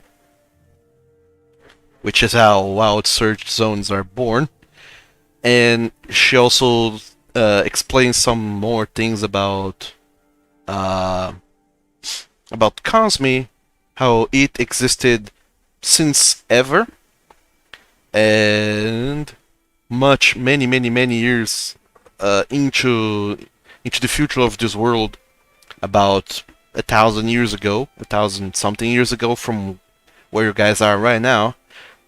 Some people they gathered up to fight Cosme. Those people were normal everyday heroes.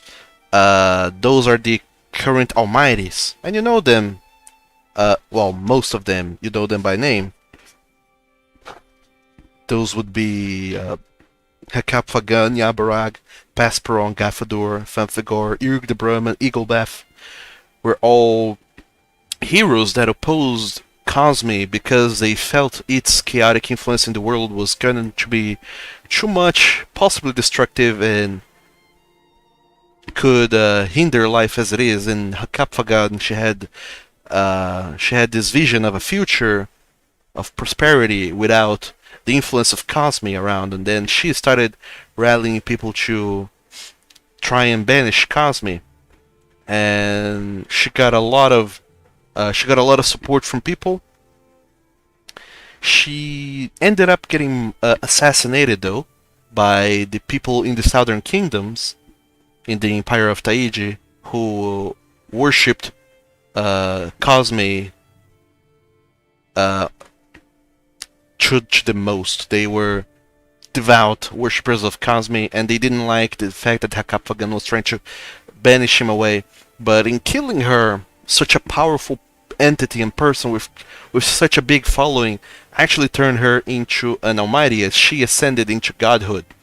And having ascended into godhood, she kept guiding from the heavens the other her companions, her previous companions, to keep trying to fight against Cosme.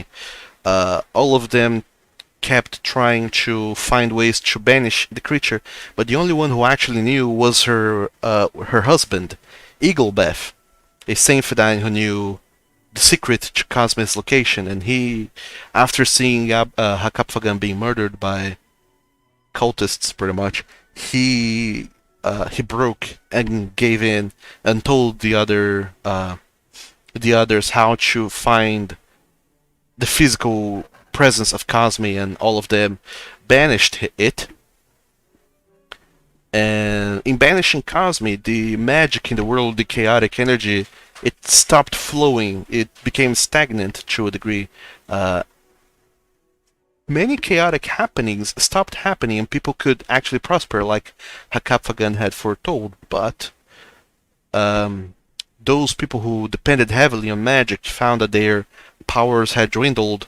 Many dragons, well, all dragons actually, who are almost nearly pure magical energy, they all died, and things kept that way, and magic was constantly dwindling and ending because there wasn't anything in the universe to resupply more magic to the world, until about several decades ago, some 35 years ago I think, some adventurers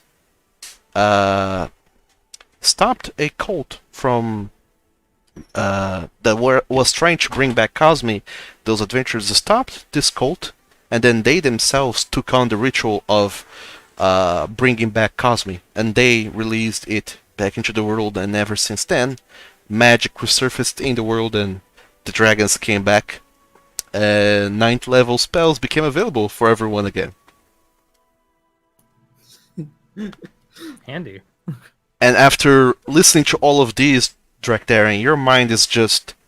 You have a headache trying to wrap your mind around so much information. It's quite a lot. And Stormclimb, you're absorbing all of this. All of this was alien to you already. Everything about this world is alien to you, but you have been trying your darndest to learn everything you can. And you too have a headache, but you're really trying to commit all of this to memory. Yep. I was kept in the dark about a lot of stuff, and now I'm doing my best to play catch up. So, I wonder why they would bring back magic after trying to defeat the cult of Cosme. It's kind of weird that they just want to all of a sudden have a change of heart about Cosme. You know? You mean the adventurers from 35 years ago? Yeah. Well, that is because they were trying to stop the cult.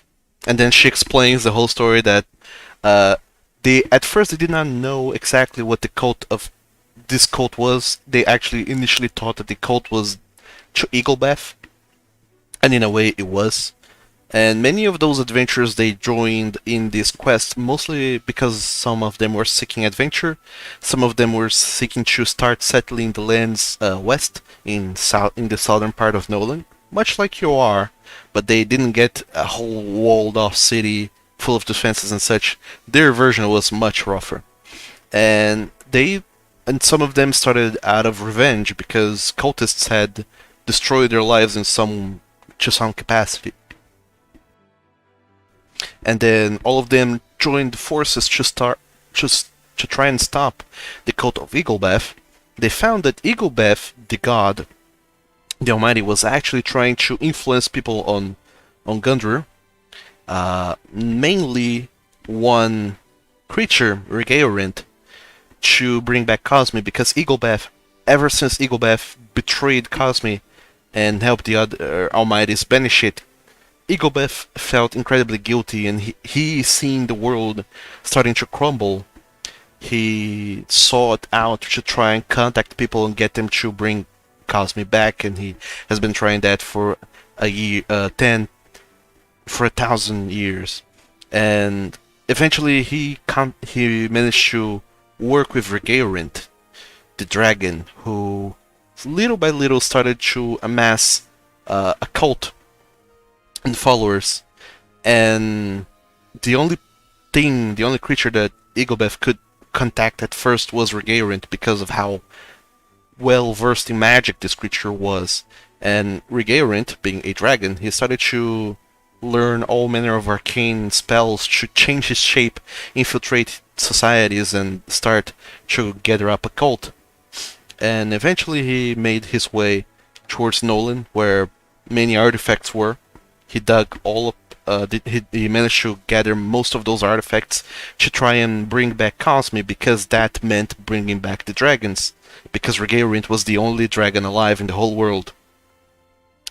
And when the adventurers found out the truth, that the only reason Regaorint was doing what he was doing was to bring back his kind, and Eaglebeth only wanted magic to return, because otherwise the entire world would be devoid of magic, the adventurers seemed to have a change of heart and decided that they had a better way to go about this ritual. And instead of letting Regaorint undertake this whole ritual by itself, they undertook the ritual together, and by combining all of their strengths, they managed to attempt the ritual and bring back Cosme without the need for any actual sacrifices. Because the reason Regaorint didn't do the ritual much earlier is because it was going to take such a huge toll on him, that it might actually have killed him to bring back Cosme. And he didn't want to die, so he tried to get a cult, get those artifacts to make this whole process easier. But eventually the adventurers came, they took the artifacts, and they brought back the god, because they pretty much had pity on Regaorint and Eaglebeth, and they wanted to do things the right way.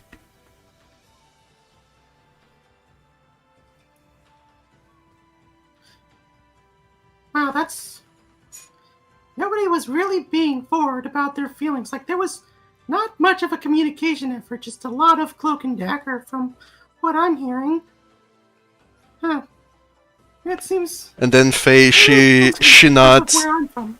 Faye, she nods and agrees with you. That is true, there was a lot of deception going on, and even those heroes themselves, they had many hardships along the way, trying to go against such a big force. But, Stormclimb, if you ever make it back to your reality, you can always go into something called YouTube and watch the first campaign over there. Whoa, that soft plug. That was intense from the voice in the sky. Good lord. Yeah. No, that was Faye talking. That's insanity. Yeah, I'll keep that in mind. And Stormclimb looks at the camera and winks. Don't break the fourth wall. It's so fragile. Please, leave it alone. Okay. The Falcon feels, while off on his lonesome, somehow, somewhere distant, something may have just irritated him. You do feel like suddenly there's something gnawing at the back of your mind. The thought that maybe there are people watching your every move. You look around, Falcon, and people in the streets are just going by about their days, and can't help but to feel that there's a little bit more to things. It's an odd thought, and you attribute it to having slept a little bit weirdly in an odd position and not having had coffee. to those possible ill feelings that you're having. I still don't know what coffee is. And continue to the library. And continue upstairs. Get me out of this room. So, Really that our every move is just like controlled by, I don't know, the luck of the dice, like some weird gamble going on in the universe. I will magic missile everyone in this room. Faye, she's about to go and correct you, and she just says, that is one interpretation. That most things in the universe are destined to be, and there's such things, notions like fate, that whatever you're going to do is up to chance, and maybe be preordained already. Or it could just be an interpretation that why sometimes things happen and sometimes things don't happen, why sometimes an expert fails, and why sometimes something very unlikely seems possible for just a moment. But of course, that has nothing to do with the weave or why we're here. Of course. She keeps going on about the arcane and the planes of existence and the many schools of magic and other such things that Falcon knows in the back of his mind and he could recite under stress and duress. But you know nothing about it and you're learning it all for the first time. And it's tricky. There's a lot of knowledge out there to be had about the way the magic works. And to a degree, you almost feel a sense of relief that you didn't have to study magic. It just kind of comes to you. But at the same time, you can't help but to feel that there's so much more out there in the world that is being kept away from you just because you're not looking into it hard enough. But as the lecture keeps on going, Drakdarian climbs the last set of stairs, and you find a huge dragon, an adult dragon, just laying there on the tower, apparently counting coins and kind of making piles of coins and other small rocks that it seems to have until it notices you coming into the room. Ah, Drakdaring, you have returned. I have. It's good to see you. It's been a while. Same to you, Chicken Chaser. Right. I was just curious. I'll kind of just hold up my hands and like the much more vicious looking claws that aren't normally there. So this whole like ritual magic experiment thing that you did, like, is it going to stop? Cause like I didn't realize that I was going to get like taller along with this. I thought this was just a strength thing. Well, Drakdaring, the way magic works is a mystery to most people, to most living things even. Nobody could have foreseen what is happening to you because you are, in a way, the first to have ever had this happen to. Which is a roundabout way of saying we had no idea what we were doing and we're glad that you're alive. Yeah, me too. Happy to not be dead from weird magic crap. Well, cool.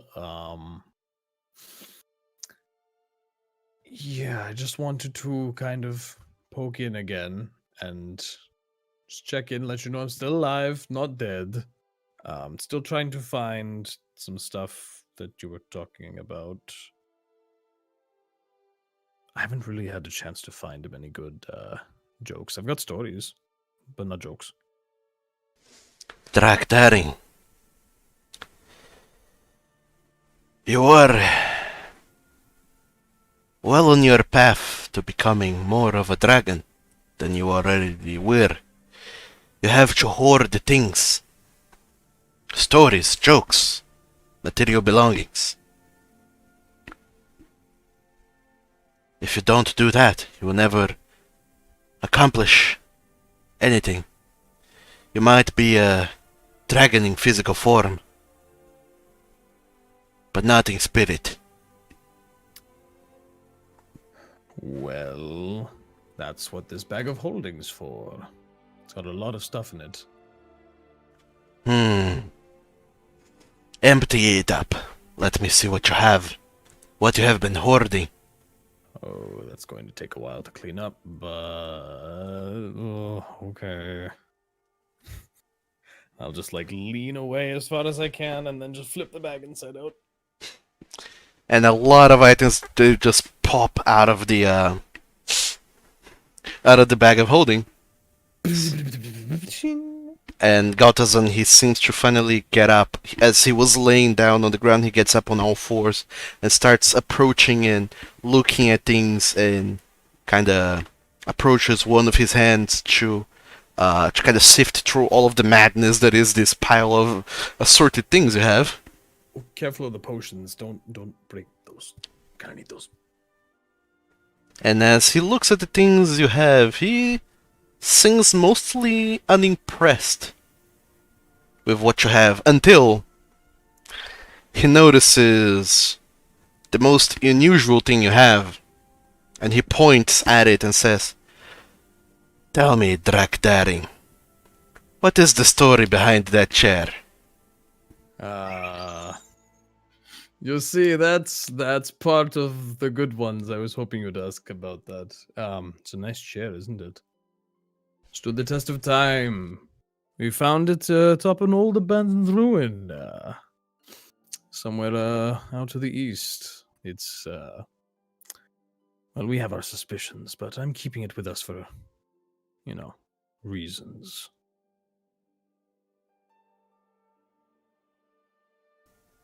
Is that the beginning of your hoard, Drakdaring?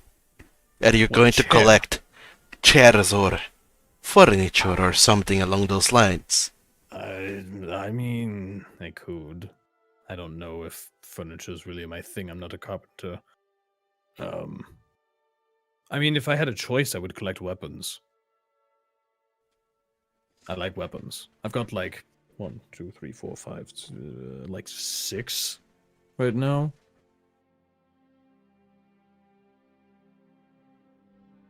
I don't want to hoard chairs. It's a nice chair, but I don't think I want to hoard chairs.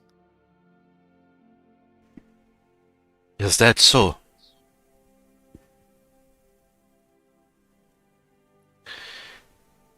Hoarding weapons is interesting. But is that the kind of dragon you want to be? One who relies on tools to bring destruction? Can I not just like a weapon because it looks nice or it kills nice? But you are slowly becoming a dragon yourself. You can kill just as well with your claws.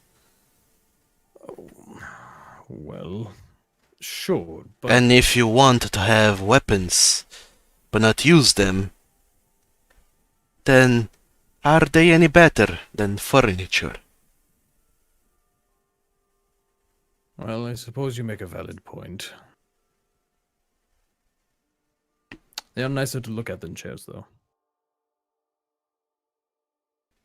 Maybe not chairs per se, I doubt you could sit on it without breaking the poor thing, but Yeah, it's not for me anymore. perhaps there's some more interesting furniture out there that you could hoard.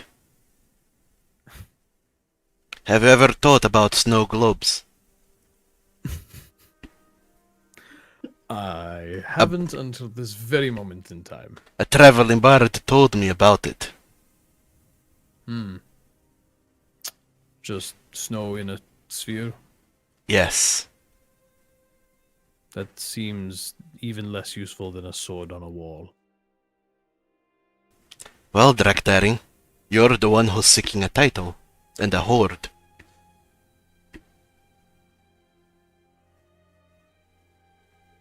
Or maybe your hoard is going to be something different. Maybe not necessarily something physical. Maybe we'll hoard memories. Maybe we'll hoard friends and allies, or maybe we'll hoard minions and trolls.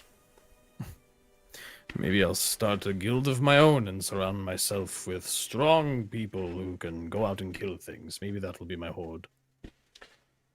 That would be interesting to see. A living horde. That I have not heard of. And of course, not only would you have a horde, but being the head of said horde, you would need a title as well. That could be interesting, Drakdaring. May have just figured out the whole thing right there, huh? Well, I was hoping you would come to that realization yourself, but I'm afraid I might need to head off with Lynn in the near future, and I would not be here to give you answers.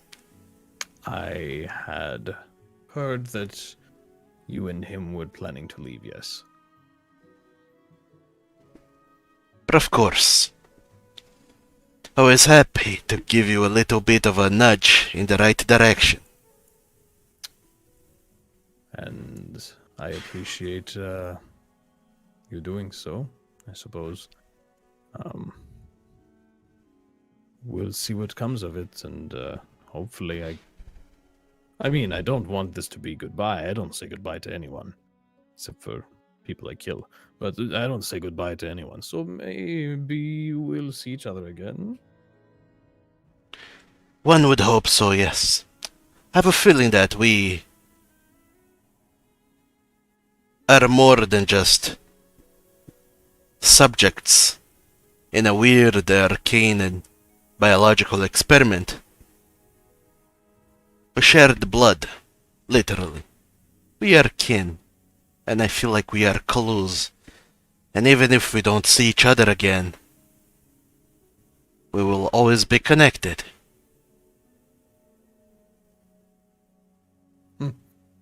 That's a story I guess I could tell. I'm related to a dragon now. Many would believe you are starting to look the part.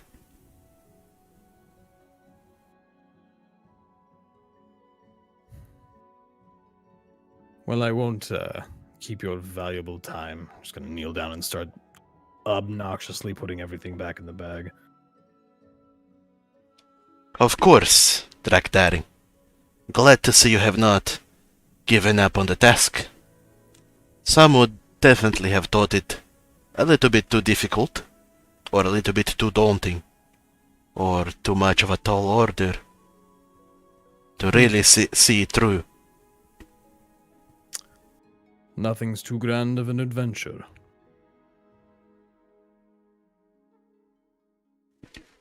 I'm glad you see it that way.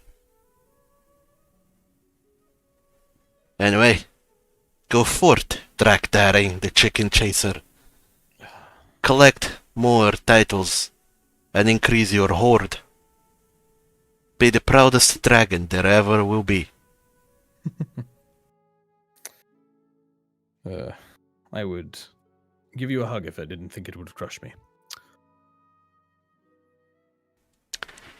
Well, I'm not too fond of hugs, but, like I said, we are kin.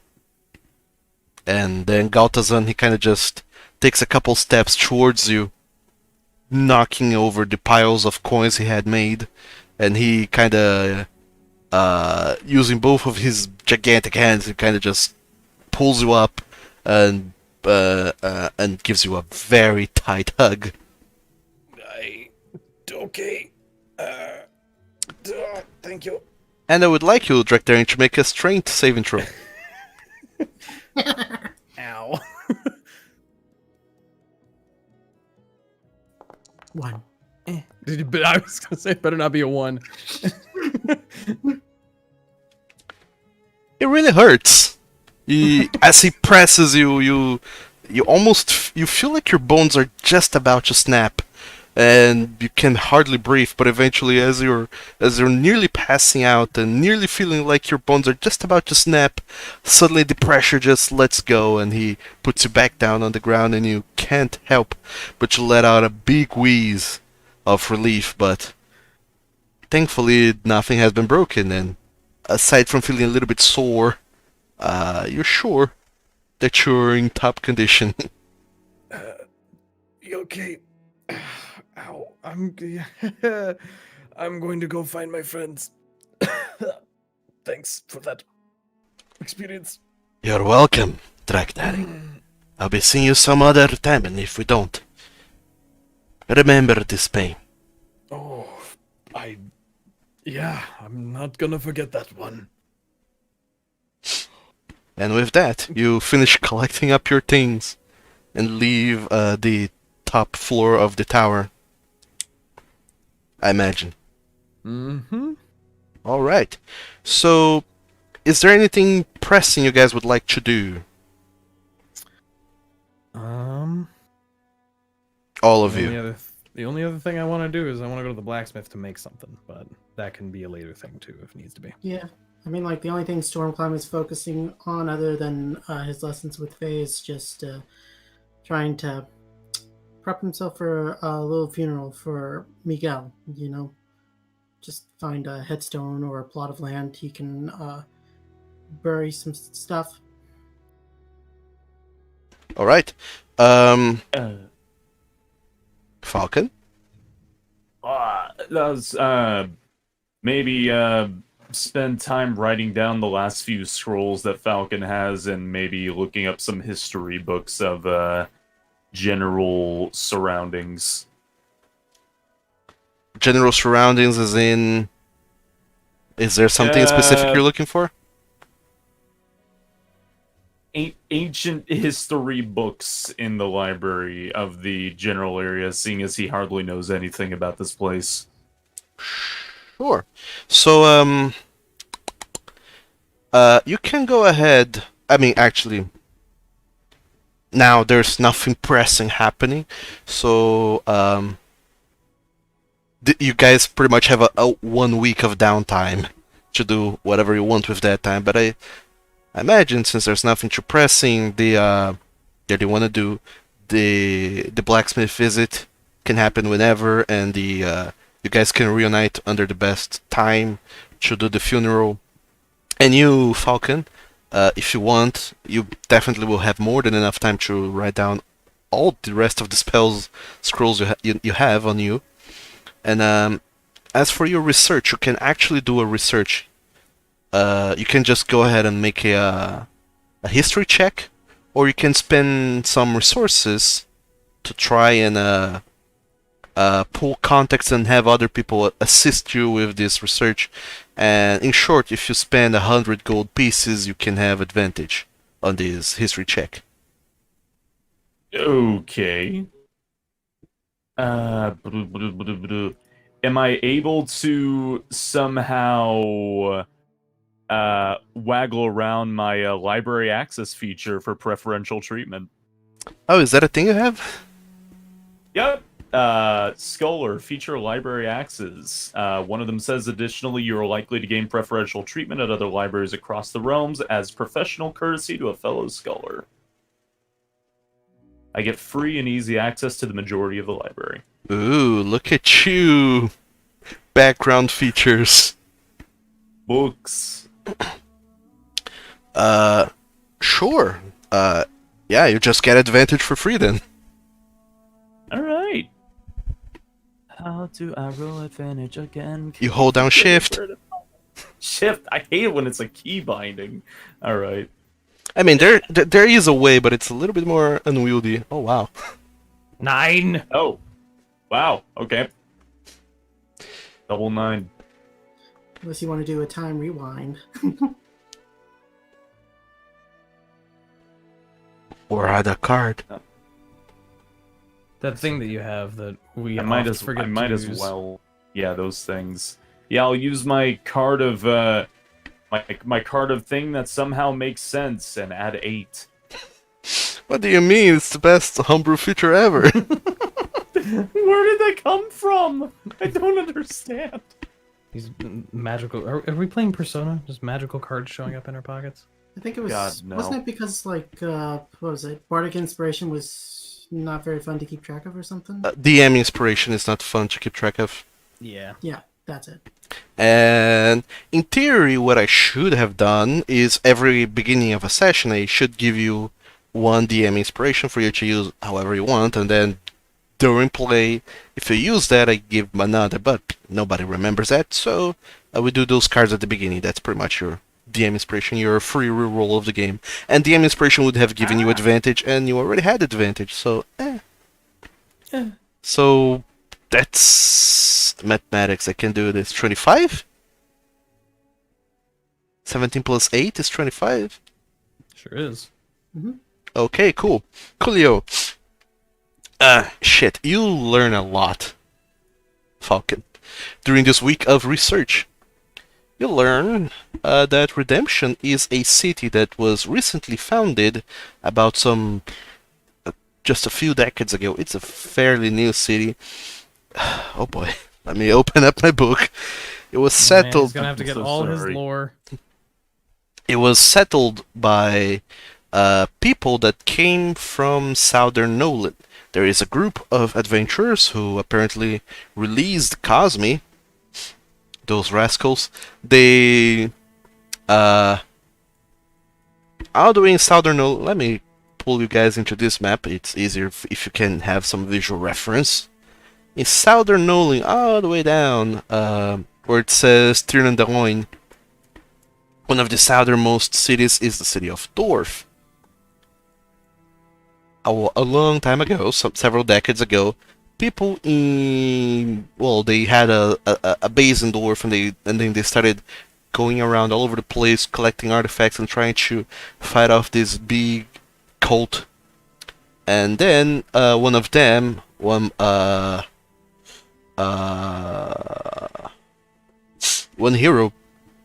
heroine even, by the name of Draka Balder, and her husband, Matthias Lucendi, they both came over here and settled the city of Redemption along with several other people. And they created a branch of the Adventurers Guild. Apparently, from what you gather, Draka Balder is the daughter of someone the Balder family, who was a big noble family from Mythos, who had this hunters guilds pretty much spread over the place, but eventually over time they started to lose money and presence, and some other people from Sozia, not Sozia, from Lignia. No, not even Lignia. Wow. Some people from Solfak, they started to get their own adventuring guilds, hunting guilds going on off everywhere, and they started to. The Balder name was pretty much slowly being forgotten, and then Draka Balder saved the world pretty much and built up a new hunters guild there, revitalizing the whole family name and such.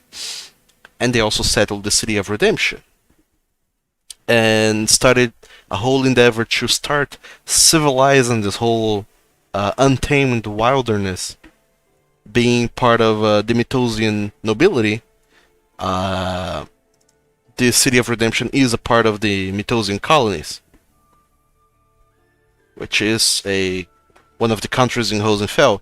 Unlike southern Nolyn, which used to be a colony from Kyria, but after a lot of events, they attained independence, and they are now their own country of Tirnandaroin, and between the Mythosian colonies and Tirnandaroin, there's wildlands. That's pretty much the story of the Environs. Other than that, you also know that Aldheim Forest is apparently a magical forest where shit goes crazy, and some people suspect there's portals to the Feywild in there, and wild magic surges are common to happening over there. To the west, the Untamed West, there are many places still without names, and even further west there's a big mass of land that nobody can get into. It's surrounded by a wall of storms, pretty much.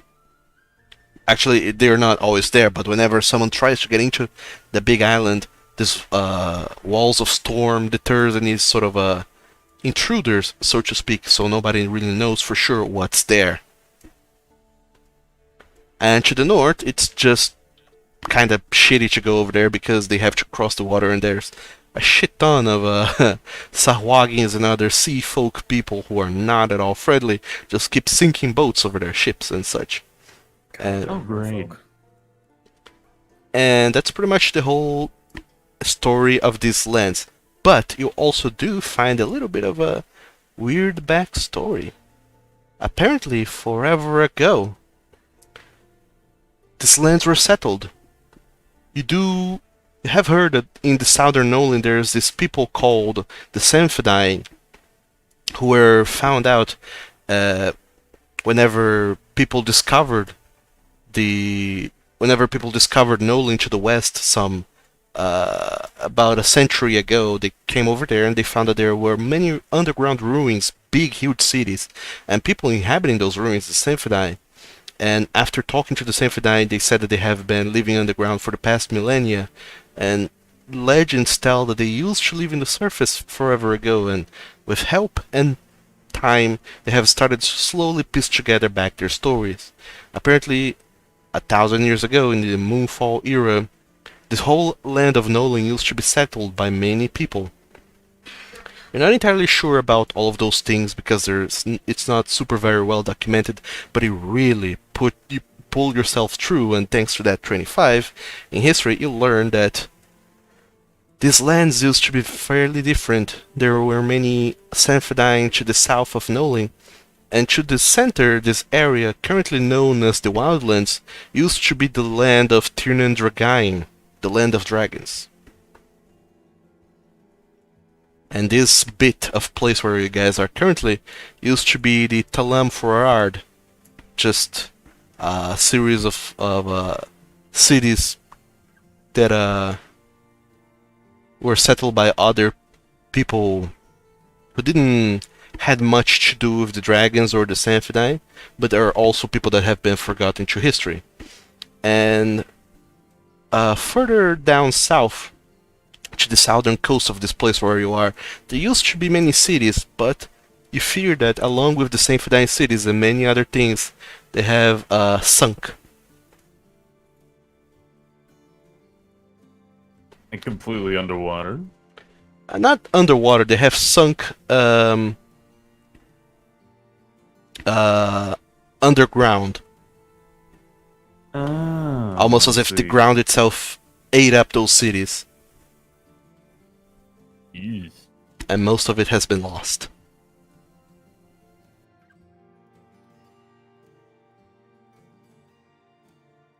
That is what you learn. However, most of those accounts are very inaccurate, and it's pretty hard to really get a sense of that because, you know, that all happened 1,000 years ago, and there's no one's alive who's been alive then to tell you for sure if it was or wasn't that way. Well, informative nonetheless. Again, sorry for making you have to go through super lore reading there. I apologize. That's I alright. appreciate it. I mean, to be fair, I didn't read any notes, because I just knew from the top of my head. That's pretty good. So that's mostly what you spend your week doing, Falcon. Just reading through books. Further ahead, Sounds about right. you do that. Direct daring, you go to the blacksmith. Is there anything you're doing specifically? I would like to spend some time, maybe this whole week, trying to smith up a sort of headstone for Miguel's friend, or for Miguel, for Stormclimb's friend. Yeah, and I guess you asked for info like his full name and age and probably what would and like I don't know a saying that would probably be carved onto there. Basically. And I want to kind of make it like kind of like our symbol, the really cursive draconic M, kind of have that atop it, and then whatever else below it, and then Oh, that's nice. it almost Yeah. it almost would kind of like if you were holding it, you could almost from really far away mistake it as a dumb looking sword. But if you stick it in the ground, headstone. All right. Oh, that's neat. Drakdari, I'm gonna ask you to go ahead and make a dexterity or intelligence check, whichever one you want. You're bad at both. Well, yeah, I'm not great at either, so we'll just go with Dex because I'm just a little bit better. Just to check, nothing else. Alrighty.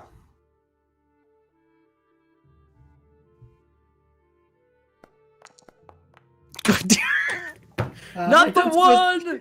Not the one. You're asking for help with You the You know what? No, I do not accept this outcome.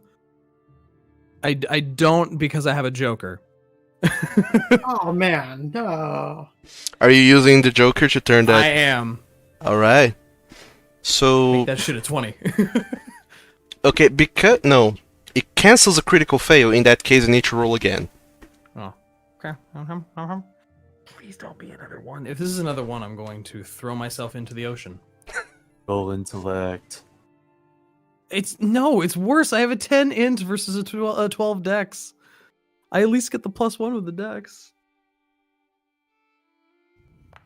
Please don't fuck me. Oh my god. You know what? You hear a distant voice. It's Falcon over your shoulder. I'm going to punch you. Drakdari, you spend some time with Bertil trying to learn the trade of blacksmithing. You already know some things and you feel a little bit overconfident in your knowledge of blacksmithing and such, so you're like, I can handle it. And you go ahead and make a headstone, and it ends up being super shitty, super crude, and you try to etch things into it, like carve the sayings that Stormclimb wanted, and you kind of zoomed in. Your face is inches away from the plaque itself, and when you finish carving and then you look away, it's hideous. Like holy shit! Oh, it's not even straight. Oh, shit. You kind of feel ashamed about that, and you think I'd better go and maybe redo this. And Bertio, he says, "Well, if you're that's mighty hideous looking, whatever it is that you're trying to do. I mean, I sure took you in as an apprentice. I hoped a little bit more from you, but Look, I'm trying. I know, but you seem so confident. I just thought you knew what you were doing. Clearly, you don't. I can give you a little bit of assistance and help you with getting those nasty bits sorted out, friend. But it's a costly material, you know, carving this out of metal and such. If you want, I can well, if you provide the material, I'll even help you make something a little bit nicer. But the material is a little bit costly. It has some, I don't know, some 50 gold pieces. I'll give you 100 gold if you do a really good job, because this is for my friend, and it's kind of important, and I really fucked up. I'm not doing this, mister. You're doing this yourself. You're here to learn, but- and I'm gonna make sure that you do learn. But Okay. we need to get extra material, because I feel like we're going to be burning through a lot of metal before we get this right. Okay. 50 gold it is, then. Indeed. So, Drakdari, you do go and pay Bertio, and he talks with his suppliers, and they bring you a shitload of metal. And then you spend the next week carving headstone after headstone. The first three look hideous, but by the fourth you start to actually make some nice shapes here and there, and then you decide that, hey, what what the hell am I doing this? And you decide to just pick a piece of metal and carve just the name, the lettering, to make sure that it looks nice, and then you think of how to glue that together into a whole other piece thing. You, instead of doing it all in one go, you do it by pieces, which feels smart, and you don't know why you didn't think of doing that before. But eventually you do. It looks alright. After your 7th try, you manage to cobble up something together. Because it's all separate pieces, you do have to secure the plaque to the gravestone with bolts. It looks odd and awkward, but it certainly reads right now, and it looks to someone who can appreciate the hard work behind it, it looks good. See, only took a week, but got it better this time. Well, indeed. Well, on the bright side, now we have a lot of door stoppers we can use. Yeah, they work really good. Or paperweights. I mean, we don't do a lot of weighing papers here in this blacksmithery, but if you do know someone who needs paperweights, let me know and I'll try and cut this off into smaller shapes. Yeah, I'll keep an ear out, I guess. And you do. It takes you time, it takes you money, but I'm gonna be nice to you and say that now you do have proficiency with smithing tools, Drectarian, after this 1 week. So now whenever you do this, you can add your proficiency bonus. Thank God, because that was awful. It came from the heart. Right? All that matters. So, same thing with you, Stormclimb. As the week goes by, you kind of try your best to take in all of these training, arcane training that Faye is imparting upon you. And it really weighs down on you, and you have to really focus to try and keep all of those things together. And many times you try to really wrap your tiny red head around this vastness of magic and weave and arcane and schools of magic, and why the hell is Cure Wounds evocation? Nobody knows. But you do your best, and I would like you to go ahead and roll a wisdom saving throw. Okay, that's not so bad. Oh shit, did I just jinx myself? It's a 1. It's gonna be a 1. You sure did. Oh, phew. Not quite a 1. Not too bad. So Let's go back in time. Oh, you know what? Just to be stupid, I'm gonna just add in my card. Why not? You don't even... sure. Oh, God. Hell yeah. Make that a 20. Good. Which, at the end of the week, you're incredibly exhausted and tired, but thankfully this exhaustion that you have is not permanent if you had failed to save. So, you are tired, exhausted, mostly mentally, but you do feel like you have grasped finally what the hell is the arcane. And while there's still much more to learn, you started to take baby steps towards expanding your brain and accepting now those things into your life. Like, you put down a barrier in your brain that just made it that you didn't want to leave your comfort zone as when it comes to the arcane, but now you feel like you need to understand it to save Miguel. So now you are also proficient with Arcana. Yeah, oops, I accidentally clicked on it. Well, now you can add your proficiency bonus to that. Yeah, I gotta figure out how. Beside your skill, there should be a little circle. You can just click that circle. It should give you proficiency, I believe. Okay, yeah, it works now. For some reason, I guess I accidentally clicked on the text part instead of the circle. Yeah. Those are tiny buttons. It's tricky to click on the right one. Yeah. Eventually, Other than... Oh, yeah, go ahead. and also, Falcon, you do write all the spell scrolls you have on your spell book.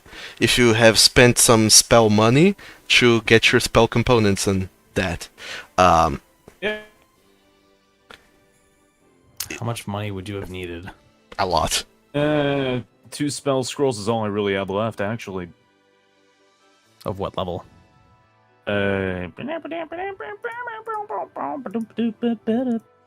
level of the spell scrolls may or may not have been level 1. So 50 gold apiece. Yeah, not bad. Throw it in the fire. Everything else. And just like that, 100 gold disappears. Yeah, just like that. Also, to be fair, since you do have a week and you didn't spend all of your time doing that, you can also have a paid Finn to teach you spells if there's anything you want to learn. Can I do that? Yeah, Finn, he's a wizard. He knows a shitload of spells. You can learn spells from him. He knows Oh, things. for crying out loud. Just keep going. I'll just look up the spell list again. Hey, Doug. So many spells. Right? Other than learning about the arcane arts and how to apply it to my own magics, would there have been enough time for Stormclimb to brew some potions for the group, or is he just completely wiped out from the lessons? You would have time, yeah. You can brew potions. I don't remember the rules for brewing potions because we haven't done that in forever. Let me look it up real quick. But, yeah, I'm also looking up the wizard. What levels can I learn from Finn? Uh, How many? well, 1 through 4 is what you can learn. Well, I know what I can learn. I mean, like, what he can teach me kind of thing. Ooh, both fingers. Hello there. Just give me a list of spells and I'll go through them. Because I don't have a list of spells that Finn has on his spell book. I mean, I do, but they're a little bit limited, so I don't know if you're gonna be okay with that. Hey, you could learn Well, how to know what I'm conjure doing for the rest of the session. Come again?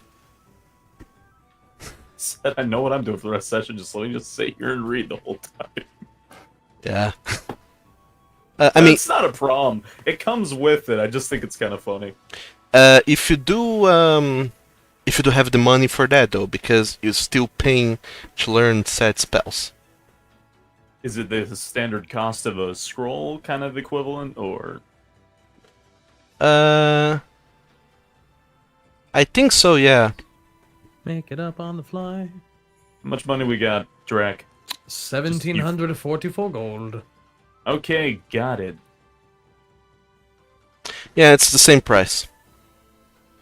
There might be a place Okay. that says, "Oh no, it's a different price," but I can't find it in 30 seconds, so it's the same price.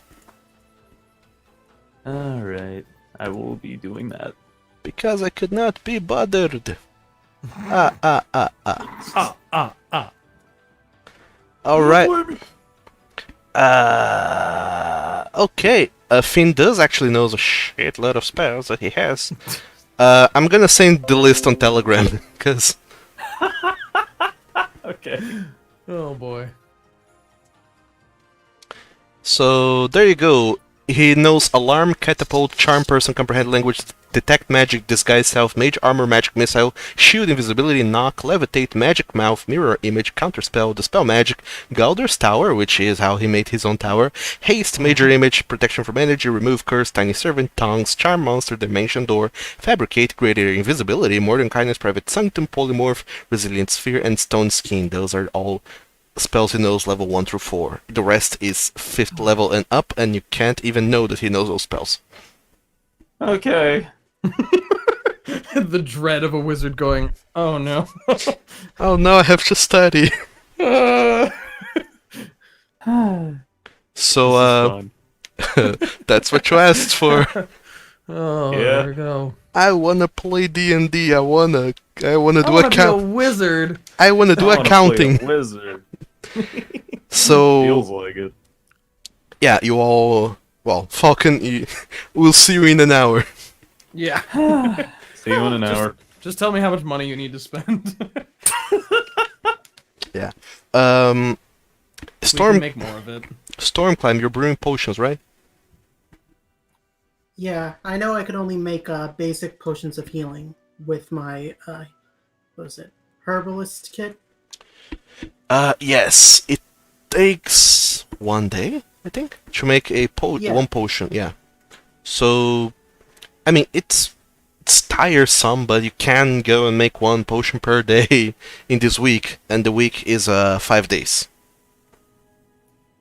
Oh, okay. Yeah. They I'm on do board with that. cost some money as well, however.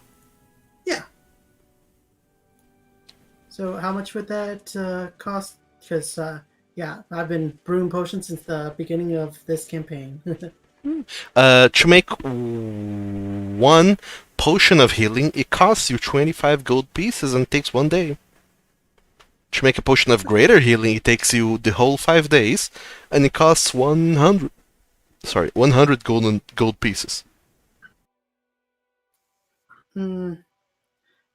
No, I think it's better if we just stick to. How about Many how about potions? this? I think yeah, five basic potions, and can I combine like two of them into one bottle? No. Why would you? Why? What are you trying to do? To add on extra heals. No, that's not how it works. Okay, if you say so.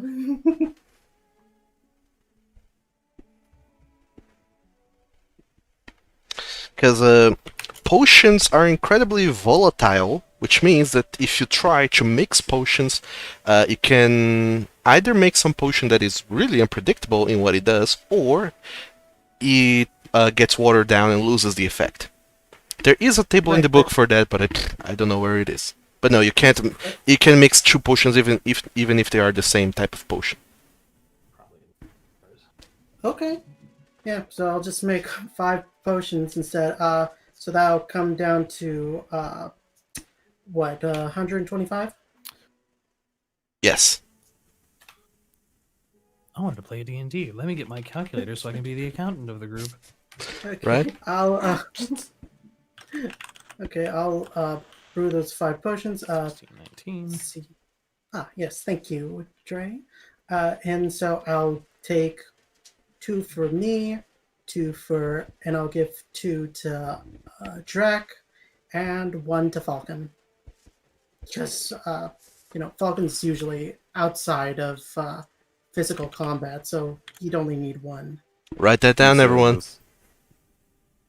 Health. Health. Here. Variant rule: mixing potion. A character might drink one potion while still under the effects of another potion, or pour several potions into a single container. The strange ingredients used in creating potions can result in unpredictable interactions. When a character mixes 2 potions together, you can roll on the potion miscibility table. If more than 2 are combined, roll again for each subsequent potion, combining the results. And you roll the 100, and just so you know, if you roll a 1, the mixture creates a magical explosion dealing 6d10 force damage to the mixer and 1d10 force damage to each creature within 5 feet of the mixer. There's a table, you can look it up. But no. Oh, God. Wow. Oh, ow. So yeah, it's tricky. Well, I'm no alchemist, so I'm not going to do that. Is the game paused right now? The game is paused forever. It has been paused since ever. Oh, okay. Because we I don't don't, know if I can. we I don't don't know if I can need. import things when it's paused. Oh, true. I think you can. You can just move with tokens. But anyway, that's it for now. At the end of the week, after doing a whole lot of downtime activities, which normally boils down to you guys learning things, all 3 of you reunite, 5 if you count the Solomel and Damocles, to, I imagine, go to the Sacred Grove behind the Adventurers Guild, where Drekdaring, Stormclimb, and Ender once were to fight some bandits who were digging up a grave. You do know that many heroes and adventurers are buried there, and it's the only cemetery in the city, actually. So you feel like that's the appropriate place to put in a gravestone for Miguel. However, you can always choose your own place. I mean, like, that sounds fine for right now. Any place that I'm able to, visit on my own downtime. That's within a rat's traveling distance, you know. Sure. So I mean, you that's can fine. fly. That's true. You have a sword that flies. That's true. That's very true. Sometimes So, I forget about that. at the end of the week, the three of you make your way over there. Drakdarian is carrying a gigantic, misshapen headstone made of metal, held together by bolts. Falcon looks like he's lost even more sleep than usual, and he doesn't jingles as much when he walks. You imagine that he's several gold pieces much poorer.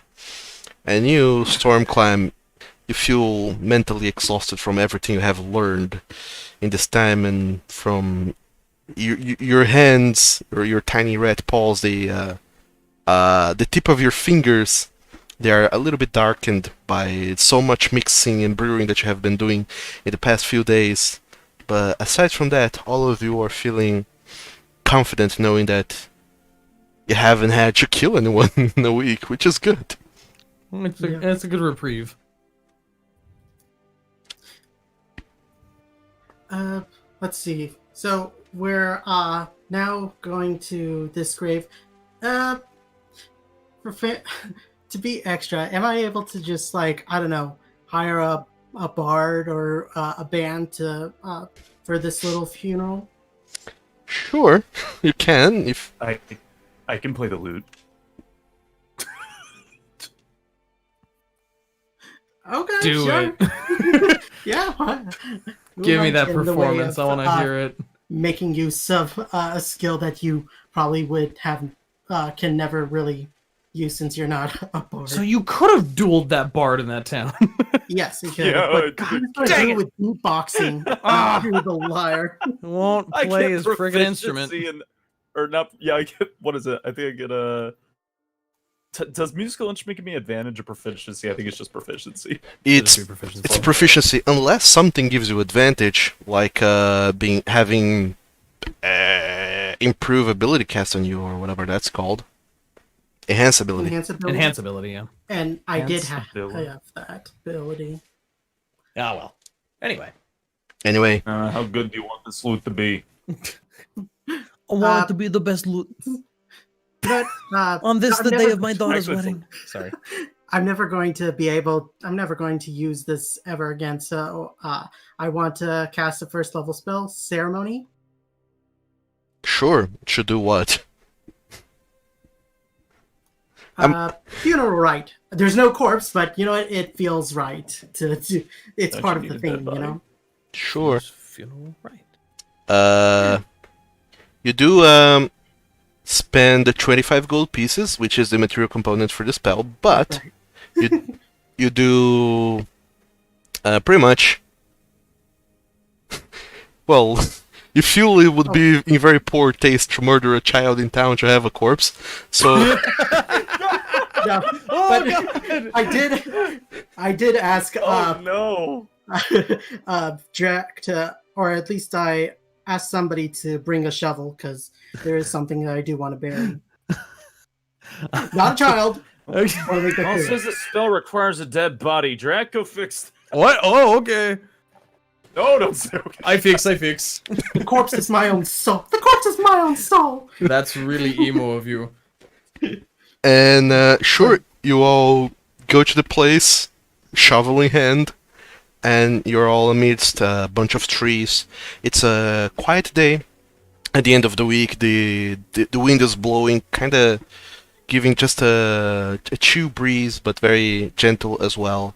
It's slightly warm as summer is coming to an end, and you feel the seasons are starting to change.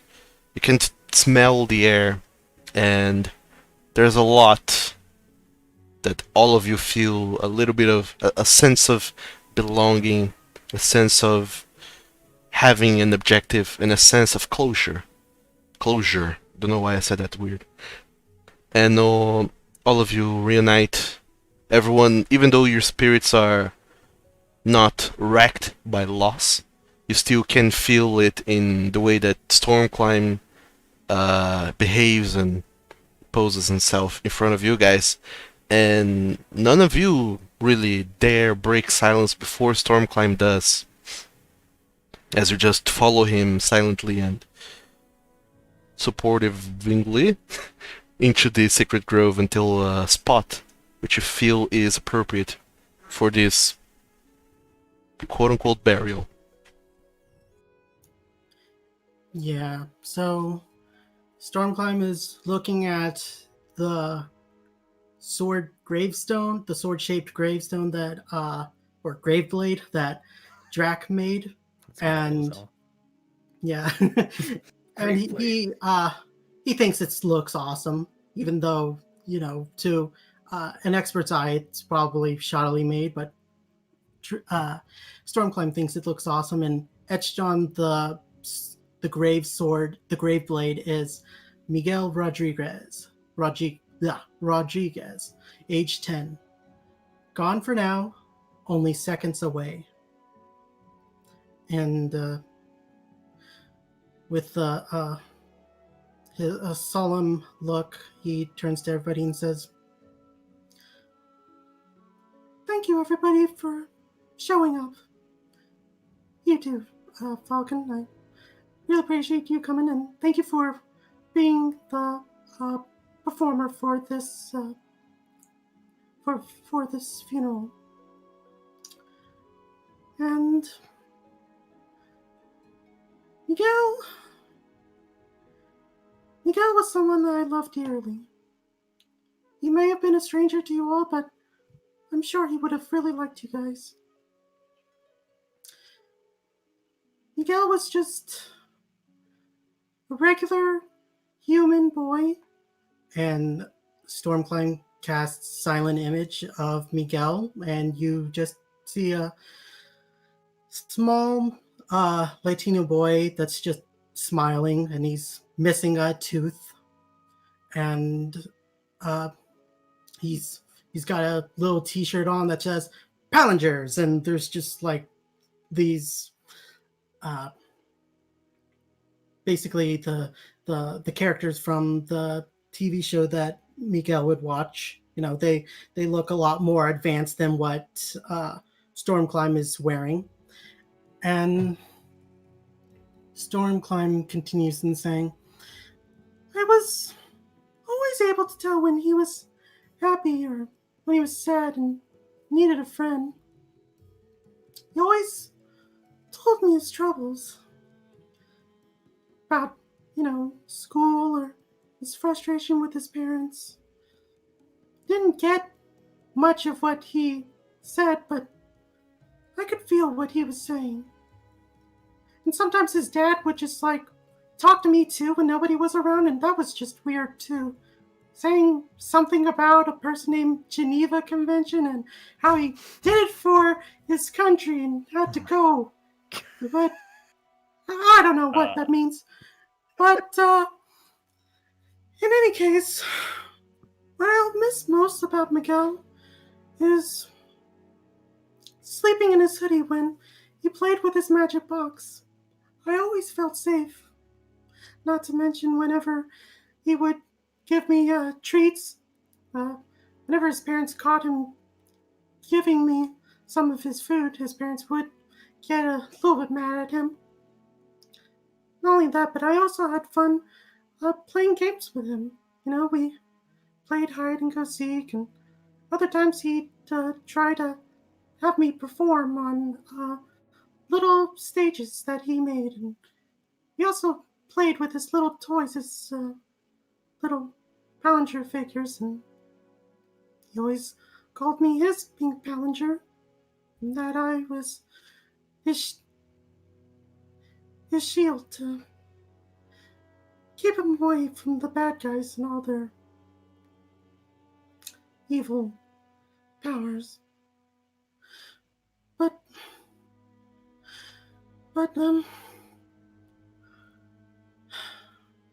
now I'm no longer part of that world.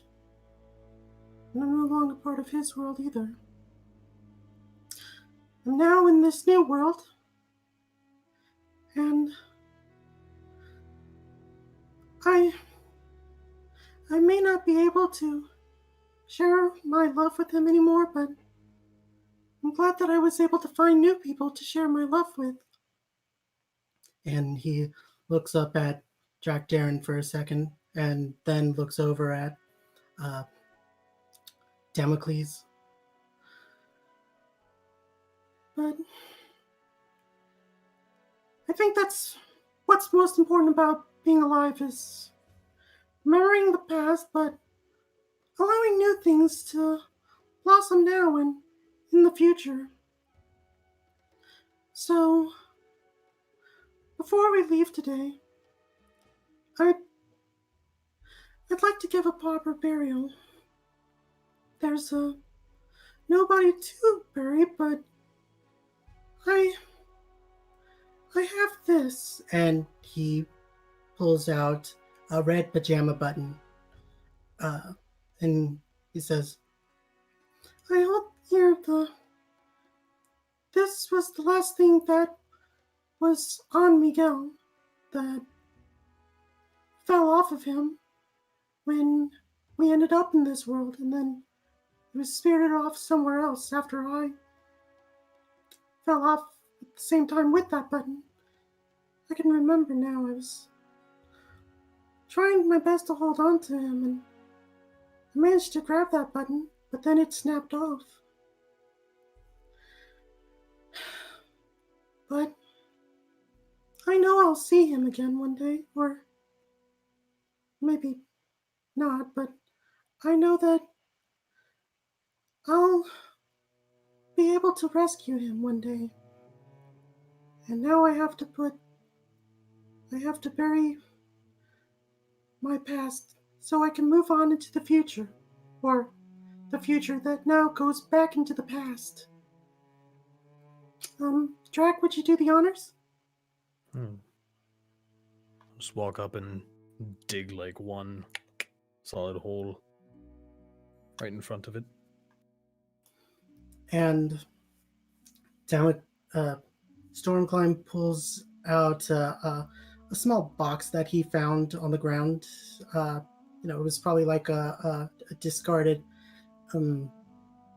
jewelry box that you'd buy from a jewelry store. Those like little cardboard boxes, things, or little wooden boxes, that could be easily discarded. And he gives the button one last hug, places it in the box, and then with Damocles' help, lowers the box into the grave that Drac Darren has dug.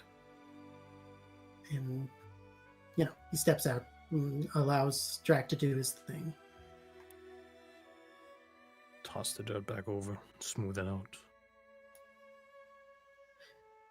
Thank you all for coming.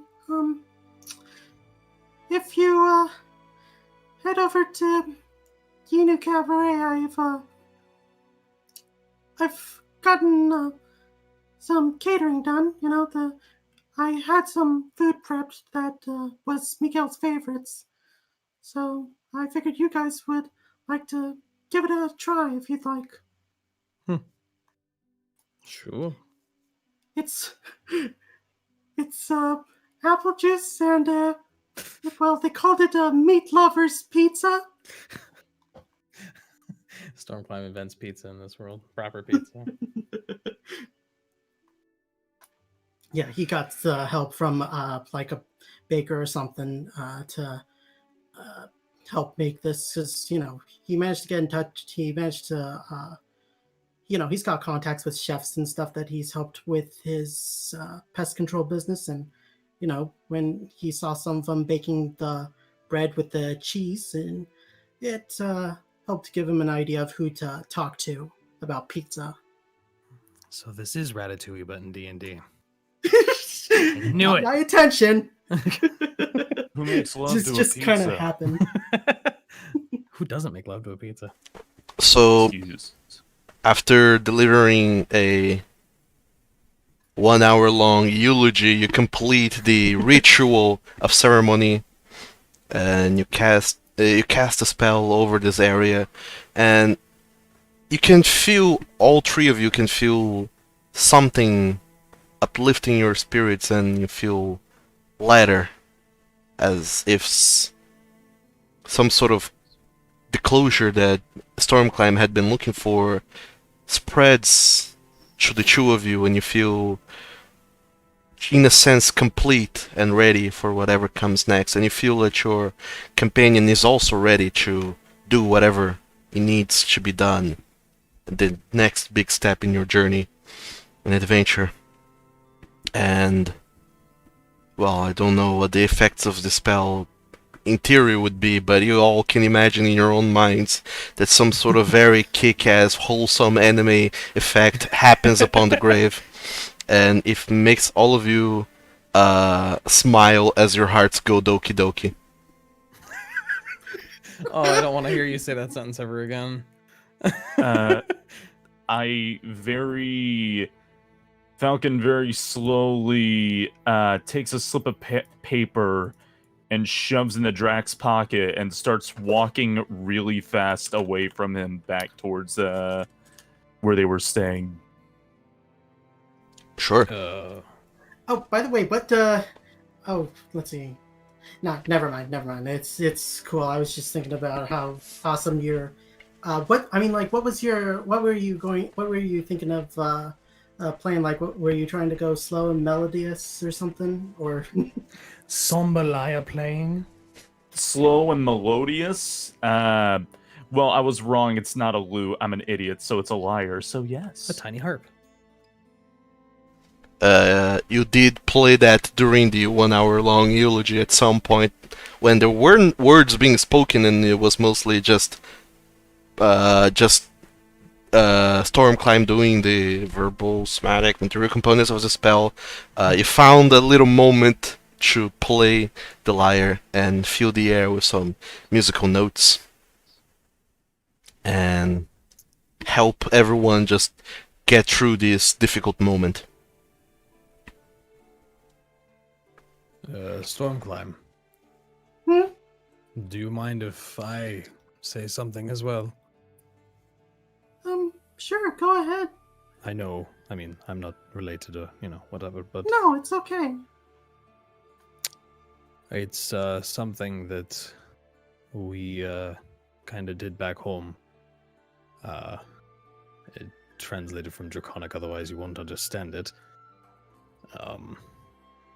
Basically goes, though your soul has passed, your story remains.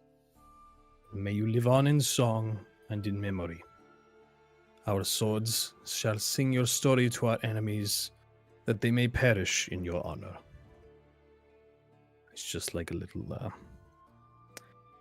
warrior's grave thing. Wow, that was really beautiful and kick-ass, Drac. I wouldn't have had it any other way. Sounds a little more flowy and draconic. Oh, that's nice. No, I honestly wanted to invite Faye, but she wasn't able to. I don't think she was able to leave when I tried to ask her. But now now that I've done this, I feel so much better, and I kind of worried about her. Like, her only friend died, and I don't think she's really had a chance to mourn his loss either. Do you think she still feels mourning after all of what she's experienced? Of course she is. She's still a person. But I suppose that's not easy for you to empathize with her, since your experiences are much different from what she's gone through, and I only have a glint of what she's going through. But I'm just doing what I can to be there. I'm just trying to do what I can to be there for her. You know? She did some pretty big harm to herself, and she needs help. So It's very noble of you. like I said, I kind of see myself in her. And I guess we're kind of friends now that I think about it. So, as a friend, you gotta help other friends through. I guess you could say I'm a bond guard, protecting them bonds. Hmm. Yeah. Yeah, that works. Yeah. Oh well. So, you ready to eat? Because to be honest, if I stay here any longer, I think I might actually start breaking down and crying. Yeah, sure. Come here. I'll offer my hand to pick him up, Thanks. and then I'll, I guess, look around and see the falcon has vanished, and go for what he left in my pocket. And also, Stormclimb acknowledges Damocles and says, "Thanks for coming, Damocles. I know you kind of have to, even though, because you're my steed. But I just want to tell you that I really appreciate you being here for me, and I do love you as well. I love both you and Drac." Of course, O Stormuko Rainbow. It is my duty to follow your every step and sharing your every burden. Thanks. What's up, Drac? Nothing. Falcon just vanished, and I think he left something in my pocket. What is this? Okay. The small piece of paper in your pocket lists the expensive amounts of gold he had spent on all the spells there, with a tiny drawing of a raven flapping its wings. Cool. Falcon has already ran to safety. That boy is lucky that we have a lot of money. Anyway, don't worry, Storm Climbing. Sure, it's nothing. Just a note. Okay. Don't let the miser see the money spent. So I had an that Falcon might try to charge us for his services. Well, in a way. But I'm okay with it. And I'm just going to start heading to Unu Cabaret. all right. Yep. So And get our bath on. all of you start making your way back towards the city through the northwestern gate, and you decide to just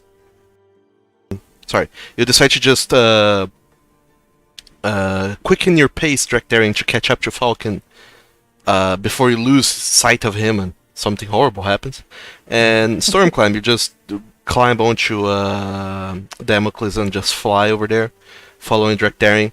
And you all do see Falcon a little bit further ahead. As soon as you exit the grove and he seems to notice, you will follow him close behind. And he starts to kind of quicken his pace as well.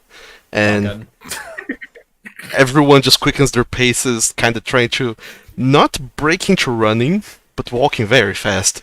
The speed walk, so that you don't, Yeah, run you into people. both of you power walk very close, and just as you guys are about to go through the main gate, all of you just hear lots of shouting and yelling, and some loud noise happens off into the distance.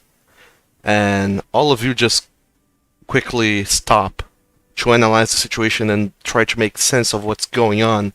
And all of you see flying off from behind several buildings and flying southwards, you see a golden glimmer in the sky. Goldenish glimmer. You see a copper dragon flying away. Apparently with a rider in tow. Well, that's Galthazan. But even as you see this big copper dragon flying away, off into the sky and into the distance until it becomes a tiny blip on the horizon and impossible to see past the walls that are blocking some of your view, the yelling doesn't stop and people keep shouting. Going to immediately take off into a jog towards that. You sure you don't want to head back to the Unu Cabaret? No, nope. Come on, Okay. Falcon. Come on. Okay. Alright, all three of you quickly and immediately make your way into town, trying to head towards the Bent and Tent Arcade Emporium, where the shouting seems to be coming from. And just as you're going that way, you see coming in the opposite direction a big procession, a group of guards that seems to be hailing in shackles your the centaur and the human arcanists. And you see a lot of people just shouting and pointing at them, and you see that the main thoroughfare of Redemption has been filled with people shouting a lot of indecencies towards them. You hear many people calling them devil worshippers and sinners and other such things as they are marched down the streets, and some guards seems to be trying to keep them away. And you wonder just what the hell happened in these 1 hour you were away. We will leave to do a funeral, and everything went to shit. What happened? This is why you always have a dead body. You told me to go make one, and then you told me not to. Like, I think you're going to take me serious. well, it's my job. Yeah. I'm gonna just cast Warding Bond just in case. I'm going to kind of try and approach the guards toward the front. And what's the meaning of all this? As you do, well, you do cast Warding Bond, Stormclimb, and the guards, they just, as soon as they see you approaching, some of them immediately raise their weapons, and one of them, who seems to be leading the charge, he just holds up his hand. You do recognize that all of them have the guild's insignia on their chests, in their armor, and they just say, "Hold on, sir, these criminals are being brought in for trial at the On what guild, charges? cohorting with demons and devils." We are the guild. On whose order? The order of Anthony, the leader of the guild. Now, make way, sir. We're bringing those in. So, is Step aside. one of them Come again? that's being is so you said Faye and Centaur's Derek. number. So yeah, is it Faye and Derek? Yeah, the Faye and Derek are in shackles and are being brought in. They look towards you, but they don't seem to dare speak. And even if they could speak, the shouting of the commoners in the street, they sort of drown out most everything. It's even hard to hear this guy right in front of you. He has to speak very loudly to be heard. You And guys want- as you step aside, Drakthari, you see a little sign of relief in the face of the guy who's leading the charge. He nods towards you and goes back towards marching the prisoners off into the distance towards the Adventurers Guild. And you see some people, they just keep on kind of following the procession, shouting indecencies, and eventually they go away enough that things quiet down for a little bit. But you can't help but feel incredibly tense and uneasy. So what do you guys do? What the fuck? We should probably go talk to Anthony. Yeah, you want me to fly ahead? See if I can get talk to him? Sure. Do you want to just go together? We should probably just go together. To be fair, I'm a bit more intimidating. Okay. Sure. Sorry to drag you into this, Falcon, but we need to make a run for the guild real quick. This is not right. Yeah. Okay, yeah, that's and then fine. we Yeah, will alright. talk about your expenses later. I don't know what you're talking about. I do, and that... You know what? Okay. Let's just keep going. Alright, so the three of you quickly make haste towards the Adventurers Guild, trying to catch up to the procession, and you see that a lot of people just stayed at the gates. Not a whole lot of people followed them outside of the city, and the people who did, there are not that many, and most of them just kind of kept shouting until the until the guards and the two prisoners made way into the guild, where most people don't have a reason to go into, so a lot of them just stopped by the doors and they kept shouting a little bit until as soon as the door closes behind the guards and the two others, a lot of people just kind of nod and put their hands around the waist, and you see this collective sense of accomplishment of after having warded off some criminals in their midst, and everyone in town seems happy and proud of themselves. I'm just going to wade my way through the crowd without much of a care for who I bump into. Sure. Draktharian, you not only bump into people, but you nearly just punt them off to the sides. As several people not only just kind of stumble backwards, some of them actually do just fall to the ground like a sack of potatoes or just flip around, and you realize that you're a little bit more unnerved than you thought you were when you didn't measure the strength with which you were knocking into people. And I imagine you all make your way into the guild, right? Oh yeah. Alright. As soon as... Sure. Wow. He's really indifferent. No, that was bad timing. No, I'm sorry. Very in character, though, to be fair. Okay. Oh, yeah, sure, let's go. Yeah, like, oh well, finally some excitement in the past 3 hours. I need water. Sure. I'm sorry. It's I alright. do too. I feel dehydrated, but I can't leave. I'm just messing with you. Anyway, as soon as you all, as all three of you enter into the guild, you notice that even inside the guild, there's a lot of commotion. People are, seems like people had been organizing this for a while, and you don't even know how you didn't pay attention to this. And then it dawns on you that you didn't spend that a whole lot of time in the guild, actually, to see this coming. And they seem to lead, well, the two, Derek and Faye, into a sort of a side room. Well, not a side room. They lead them into the cafeteria, and as you try to follow them through, you notice that people have already organized the cafeteria to make sort of a little courtroom in there. And there's a lot of people there already, including Anthony, who nods whenever he sees the two culprits coming in, and he says, "Good, they're finally here. We can start the trial then." And a lot of people just start going their way. You see that there's already... Draktharian never been to a court before. You don't know exactly what's going on, but trial seems very... it's self-explanatory. Stormclimb, you have no idea what's going on, but it seems like Bad and... not Bad, Derek and Faye are in trouble. And it's not some sort of trouble as in just attack people and they'll be safe. It seems this trouble they're in is a little bit trickier to handle.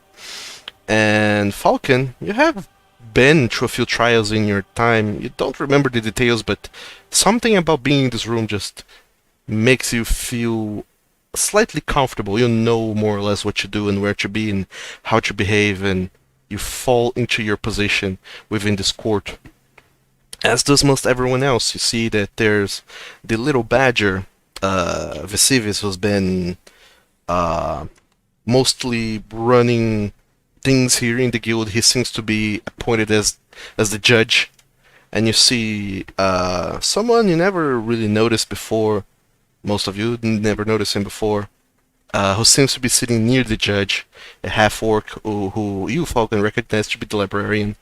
And there seems to be also a place to decide with a bunch of people sitting in, and you, Falcon, immediately recognize them as members of a jury.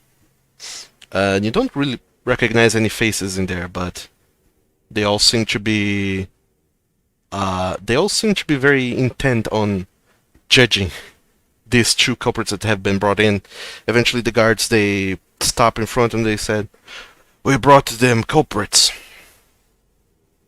And Anthony just says, "Alright, we can begin the trial then. I ask that everyone who has nothing to do with this, please vacate the premises. You all can go back to your business. We have more than enough witnesses present here to ensure this trial goes down smoothly. The guards, please stay post at every entrance and exit. And then he finally notices the three of you standing near the entrance, and he doesn't seem to say anything as he's a little bit surprised, not expecting to see you all there. Do you guys do anything? Falcon, upon hearing that anybody who has nothing to do with this can get up and leave, almost leaves his seat, but then sits back down because his robe was tugged onto the seat, so he plants his butt firmly back into it. I'm going to stand there with my arms crossed, just staring daggers at Anthony right now. Stormclimb? Stormclimb. He wants to, I guess, read the situation, like, I guess, get a feel for what's. You've seen something similar, Stormclimb. Like, This sensation is very similar to several many times in the past when you have seen Miguel being brought in front of his parents and his parents asking him if he did or did not do something, and waiting for Miguel to say whether he did or did not do something, and then his parents would scold him or take away his PlayStation for a while. And you imagine the sensation you're feeling in the air, it's similar. It feels like these two persons, Derek and Faye, have been brought in to answer for things they may have done. And someone is going to take away their privileges. You don't know exactly what those might be, but you get that sensation from being in this room right now. yeah, and I'm guessing Derek looks scared. Like, what's his emotion? Oh, Derek looks incredibly scared, and Faye mostly looks just uncomfortable. So, how close are we to Anthony? Close enough. What do you want to do? Fireball him? Stormcloud doesn't have that spell, unfortunately. Please I don't. guess I'll say, Anthony, what's the meaning of this? He looks at you and says, "These two have been brought in for trial. It has come to our attention that they have been dealing with evil entities, fiends, cohorting with them, and perhaps even supplying souls to enchanters and other such accusations." That doesn't sound right. We've been in contact with those two. They have no suspicious behavior of currently cavorting with devils and the like. Where's your evidence? Are you here to provide defense for this man? These two? Do they have a defense right now? He looks up. Everyone kind of looks around the room. You all see a lot of kind of people frowning at you all. You do notice that the half-orc, the librarian who's there, seems to be on the side of the prosecution, but there does not seem to be someone on the side of the defense. And you imagine that they will assign someone to him, but who knows who that someone will be. After all, this doesn't seem fair if it's all one-sided and the people you're accusing don't have somebody to defend them. I ask again, are you here to defend these two?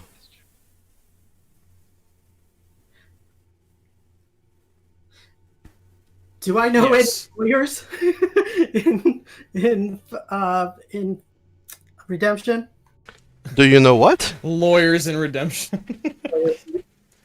So, Bong bong. You have not acquainted yourself with any lawyers in your time, I'm afraid, but you get also the sense that this trial is being rushed, and if you're not gonna have time to go out and find someone. Falcon, do you know anything about the law? slowly turning his head to you with a very long grin. No. I'm guessing he's just lying, so. Yeah, I don't know. Is he? oh, fine. I will you insight check wanna my own roll? teammates. Are you lying, I ain't- Falcon? What do I roll against insight? Well, Uh, it's insight, so I mean, make Insight versus deception. a deception if you're lying. it's technically is deception. Okay, go for it.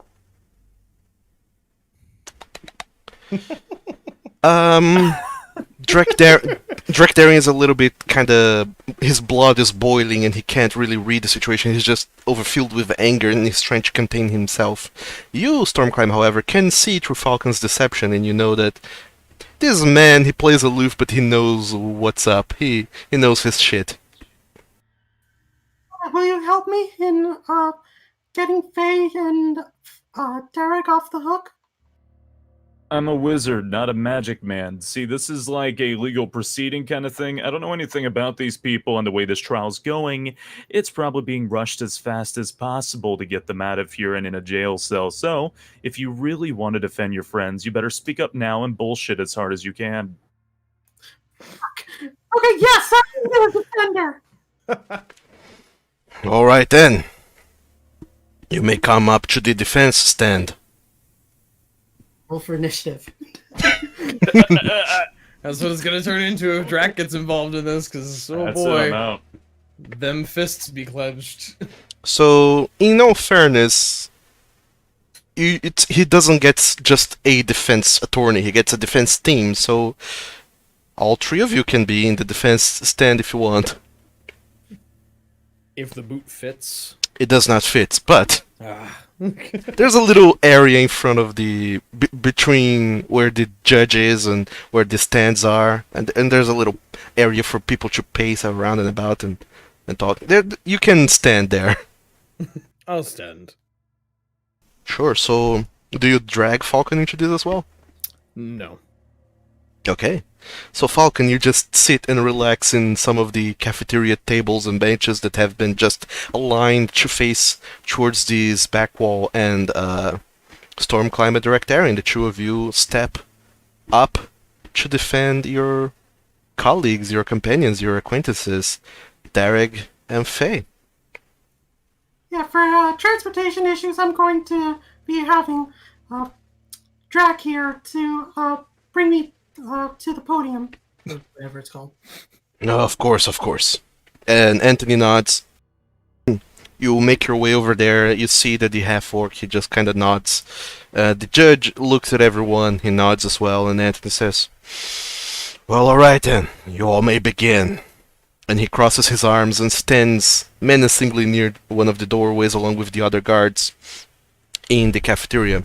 And the judge, Vesuvius, he says, Oh, wait, we're starting now? Well, yeah. Well, No.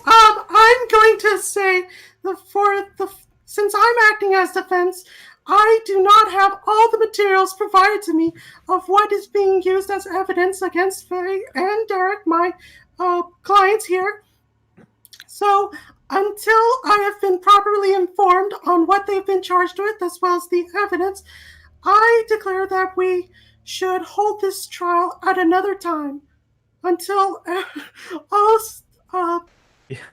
all information has been properly sorted. the You're a villain. Otherwise, this is not a fair trial. what did you Nothing say? more than a witch hunt. I think that's literally what he's about to say. The prosecution, they just kind of shake their heads negatively, and the judge says, "Well, this court has been set up to this date. We have organized a lot of things. We have brought in the accused, and the court is being held right now." You dragged the accused from what I saw. So, as I said, since I am newly their defendant, this is not a fair trial at all since I do not have all the evidence properly given to me. And Stormclimb is panicking, and he is not really sure what else he can do. He just wants to try and stall for as long as possible. The you see the people in the jury whispering, and the prosecution, he kind of just crosses his arms and looks at you, and After all, if Anthony was the one on trial, I'm pretty sure that any last-minute defendant that would help him, I'm pretty sure that he would be afforded the right to have his trial delayed until all information has been properly provided to his defendant. So, with all respect, Your Honor, it would seem that these two are trying to delay the court, and on top of that, I know, and having good authority, that they are closely related to the accused. They are, after all, friends of them, and they have worked together many times. It would seem that they are not here to make this trial fair, but here trying to stall for time to produce possibly fake evidence. They have been known to use magic to cheat their way through things. Your Honor, if that's the case, then at least give us the time to properly appoint an actual defendant for Faye. One that would be more appropriate than us adventurers. The judge, he just shakes his head and says, "No, this trial is starting now. I hereby declare that we are holding a trial to decide whether or not Derek and Faye de Bolbeck are indeed guilty of the accusations which the prosecution will now present to you."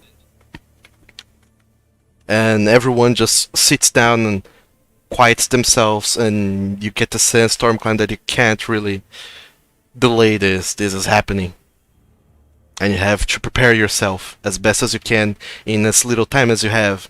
As the judge, he calls for the prosecution to start. Ah, shit. He calls for the prosecution to start. Oh man! Oh. Oh man! Otad Luco, your opening statement, please. And the half-orc, he stands on the opposite to you guys, and he says, "Well, I am here to accuse these two of cult behavior and cohorting with demons, fiends, if you will. We have here Faye de Bulback. She is accused of worshipping at one time Quinivican, a foul entity I hope none of you ever hear of again. She's been a part of this community for a while ago, but then she ran away with a very dangerous magical artifact after betraying some people. And this here is Derek, another sorcerer who tried to cohort with demons for more power. And I would like to call forth a witness that can attest to the validity of my statements. I would like, if you don't mind, to call forth a very esteemed member of this community. Many of you will know of him, Father Azim. Would you please take stand?" And you all see the tiefling, the feral tiefling with much more pronounced demonic features, Father Azim, standing up, slowly walking towards the podium, starting to give his statement. "It is indeed with a heavy heart that I say that the accusations are true. Faye de Bulback, she was once a member of our community, but she betrayed us all. About 2 months ago, when she fled, she did so only after attacking one of our arcanists and causing mayhem inside our church, the Gaffador. I was there present, and the defendants, those two, were also there when she did so. And then the judge looks towards you, the defendant, the defense, and says, "Is that so? Is that true?" Yes, that's correct, Your Honor. We were asked to come to Finn's. Sorry, can anybody remind me what the name was again for the store? Because I am. The Benton Tent Arcane Emporium. Thank you. My mind is panicking right now. We came to the Benton Tent Arcane Emporium for some employment opportunities with Finisire, and we found Finisire and Faye in a broken state when they when a magical item that they were trying to understand, apparently it had a trap in it that caused them to lose their memories and even become feeble-minded. We assisted in trying to restore their minds with Father Azine's help. And it was only after that when Faye regained her memories that she fled with the magical book, the magical item. At that moment, everyone in the jury, they just start whispering, shadowing with one another. As the defense confirms that indeed Faye has, she did something foul. Well, she ran off with the book. I wouldn't say that's quite foul, other than stealing a person's purchased items. That she could, of course, be charged for, which I am not going to try and lie about. And after that, the prosecution continues. There is also Derek, the centaur sorcerer, who is also being accused. We had a hard time finding a witness that could really attest to him. But we have reports from a member of the guild, whose name is not to be disclosed, who did, to a point, travel with this tree, that did say that Derek was trying to make a ritual to contact a devil entity called the Glabrezu. Were that not enough, we also have a prisoner in our custody that can also attest to the three of them having had many conversations on the topic. He even confesses to having been part of this group. I would like to call to the stand to testimony another sorcerer by the name Warlock, by the name of J. Janf. Oh, shit. Oh, no. Okay. I'm not panicking, you're panicking. Stormcon looks at Faye because could have sworn that she confirmed that Jay Jamp was dead. No, she said he was missing. Ah, dang. He's not dead. And you do see some of the guards in the back of the room. They bring J. Janf in shackles, and you see that there's also someone of small stature accompanying him, and you do recognize her to be Agnes, the arcanist of the guild, that she's also aiming her wand at him in case he tries anything suspicious. And he goes up to the stand, and then he looks at Faye, and there's a little smirk on his face as he looks at her, and then at Derek, and then at the judge and the rest of the court. And the half-orc continues. Mr. J-Jeff, is it true that the three of you were once apprentices to one Finasair, and that the three of you at one point considered, well, two of you were part of a cult of worshippers of the dark entity I mentioned before, Quanivican. And Jeffy just looks at everyone else.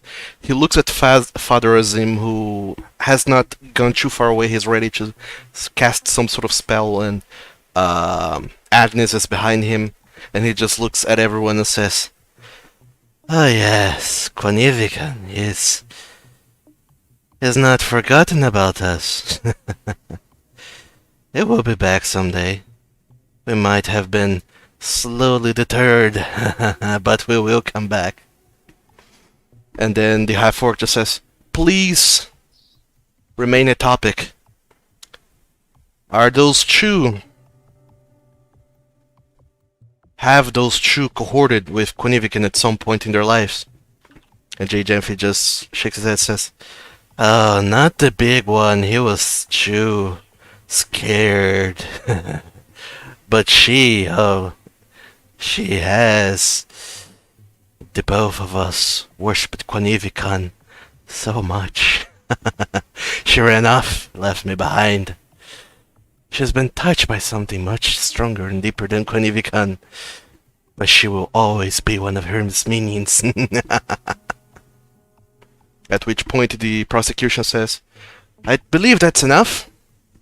And the judge says, "Does the defense have something to add?" So Stormclimb wants to look at Faye real quick. What's her reaction to what Jay Jempha said? There's a little bit of recognition in her face. She notices J-Jeff, and she seems to just have accepted her fate, pretty much. She doesn't seem to be doing any sort of reaction to stop it. And she doesn't seem scared itself. It seems that she's saw this coming in some way and did nothing to stop it. Derek looks shitless. He's incredibly scared.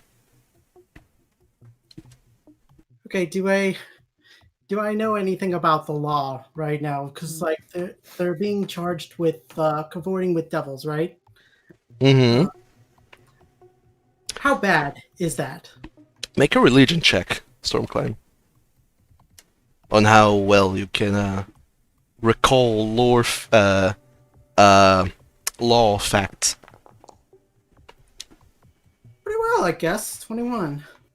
You know a lot about the law regarding cohorting with demons, and it's pretty clear that people who do that are enemies of those who are alive and seeking to do good deeds, and pretty much enemies of quote-unquote humanity as a whole, civilization even. And those who cohort with demons are to be well, they are to be tried to be converted back, but a lot of people are just lost causes, and either they are killed in some sort of inquisition where adventurers from the guild go after them and try to bring them back, or they are found guilty of their crimes, they do not repent, and are executed. So if they renounce their association with these demons, they're spared death. Is that what I'm getting? Yes, you get the sense that if they do renounce that and do a whole lot of things to atone for their misdeeds, they might not get executed, but they pretty much are imprisoned and have to work for the community. And their freedom is forfeit, pretty much, but they're not killed. Okay, so do I know any like I don't know religious loopholes or something that would help me in this situation? I mean, like I know renouncing a demon is definitely a start, but I guess I'm trying to see if there's any way that I can some way that I can dismiss what Jade Jamf is saying. Like, sure, in the past they were, but now they've turned a new leaf. You know, they're not the same person that they once were. They just haven't publicly announced their renouncement yet. Technically, J. Jeff is, he's one of them, so you could always attest that and try and just make people not believe him.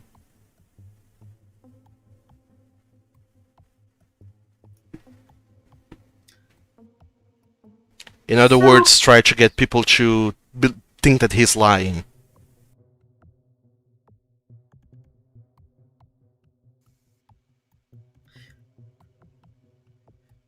So you're a follower. So let me get this straight, JJ.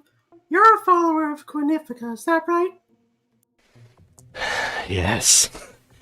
The three of you struck me down once, but I'm not yet dead. I'll get back. And we all will grow so much stronger. Is he full on crazy, or is he acting crazy on purpose? Make an insight check.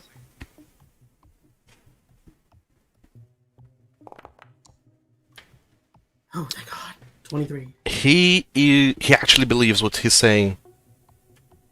He doesn't seem to be acting. He seems to really be fervently believing in every word that leaves his mouth.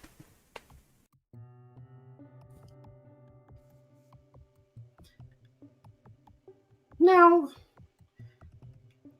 you're a follower. Yeah, you've said that you're a follower of Quinifica, and you've also said that Faye is one too. Is that correct? I already said so, little rat. She was. She still is. She was, but how do you know that she still is? You have. When was the last time you've been in contact with her? It might have been a while. Time blends when you're in a cell.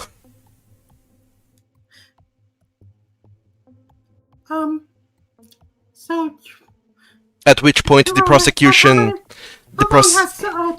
Oh man, I can't ask any more questions. The prosecution just says, we have had the J. Janf in our custody for the past 2 months, since those three brought him back. Apparently he was worshipping devils within this very town. Wow, 2 months. That's a long time. It's enough time for a person to change, you know? You haven't been in touch with Faye for those 2 whole months. And she doesn't seem like the same person that she was back then. I mean, even to me, she looks very different. And I have to wonder. The prosecution at this time, he just... really know a person. The prosecution just interrupts you and says, well, alright, she might have changed, but that does not change what she did in the past. She was cohorting with demons. She has done so. Do you know how many people she has killed? Sacrificed? Do you think that changing her ways is going to change that? I do not know. But she does. And she has done so. J. Janf has said so. Objection. Yes, Jamf. A psycho. I mean, an individual who is clearly disturbed, and of course thinks that a demon is going to rule these worlds. And what exactly does he get out of it? Power? That no normal person would want that, to cohort with devils and such. I mean, we've also got Faye. Oh wait, Jack, you were saying something? Oh, I was just saying, you literally have an insane person spouting nonsense. When we had found him, he was trying to rip a hole into hell and bring something through. And you expect to just trust what he's saying. Right, yes, exactly. How can I we think know your that witness is incompetent. Incompetent. Oh, what? Oh, incompetent. At which point he seems to ponder for a little while. The prosecution and the judge looks back to the prosecution, who seems to be thinking a little bit about it all, and he says, well, alright. The witness might indeed be out of his mind. He might have been lost to the devils.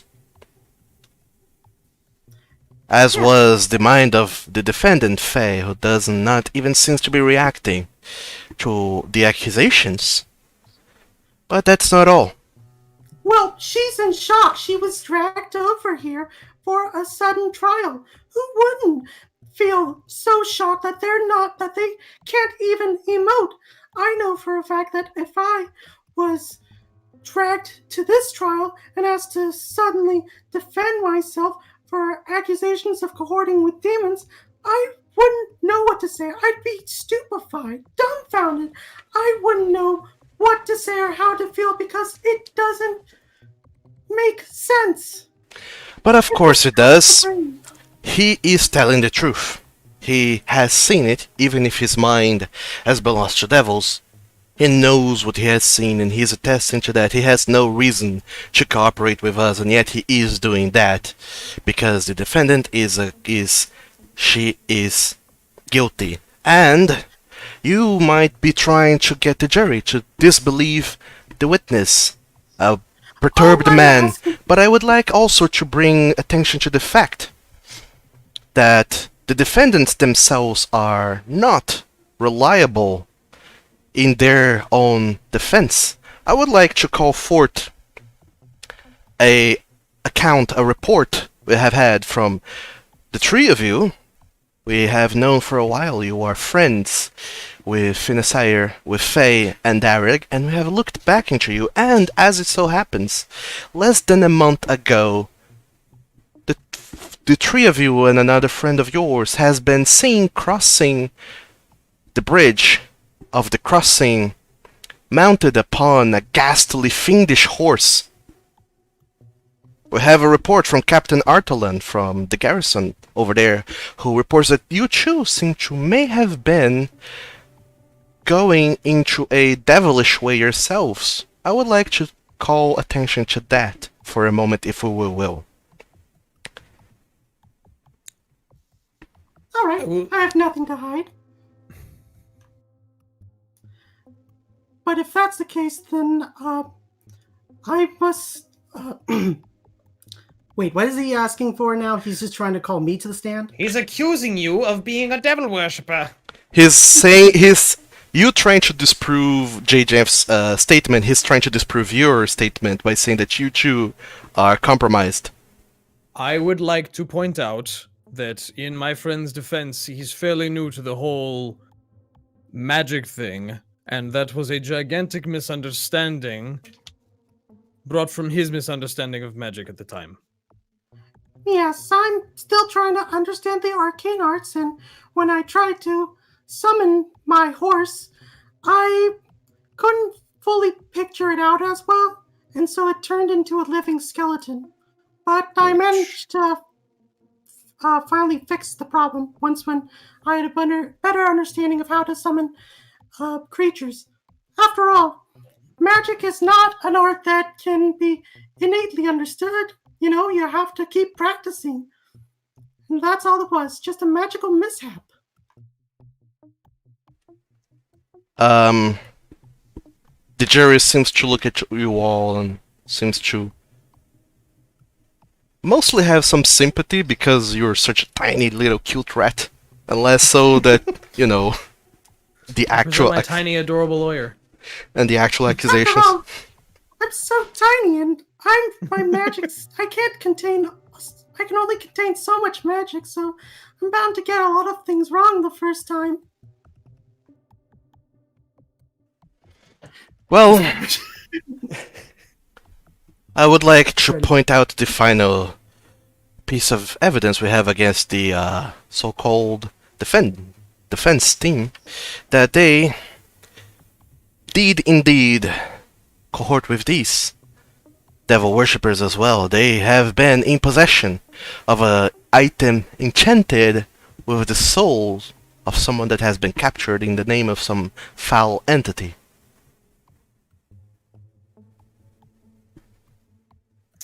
Talking about the gloves. Yeah, is he going to announce who he's bringing in, or is he just flat out accusing us? He's just accusing you again. We came into the possession of an unfortunately cursed item, yes. However, Yes. that was not necessarily an intentional thing. It was something that was passed along through acquisition methods that were slightly interesting.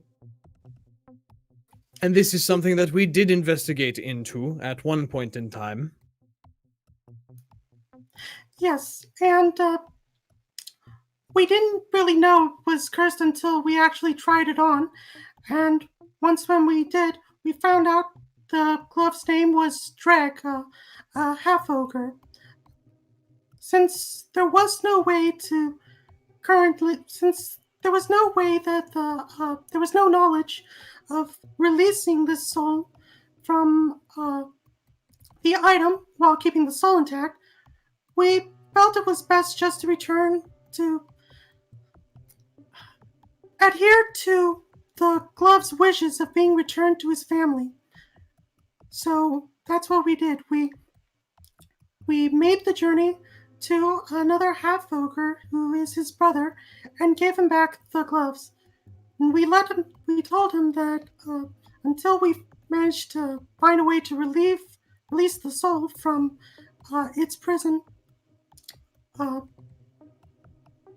Shit, I forgot what was. I lost track of my thoughts. At which point the prosecution just goes and says, well, but that's not all. If we really want to doubt the statements of J.J.F.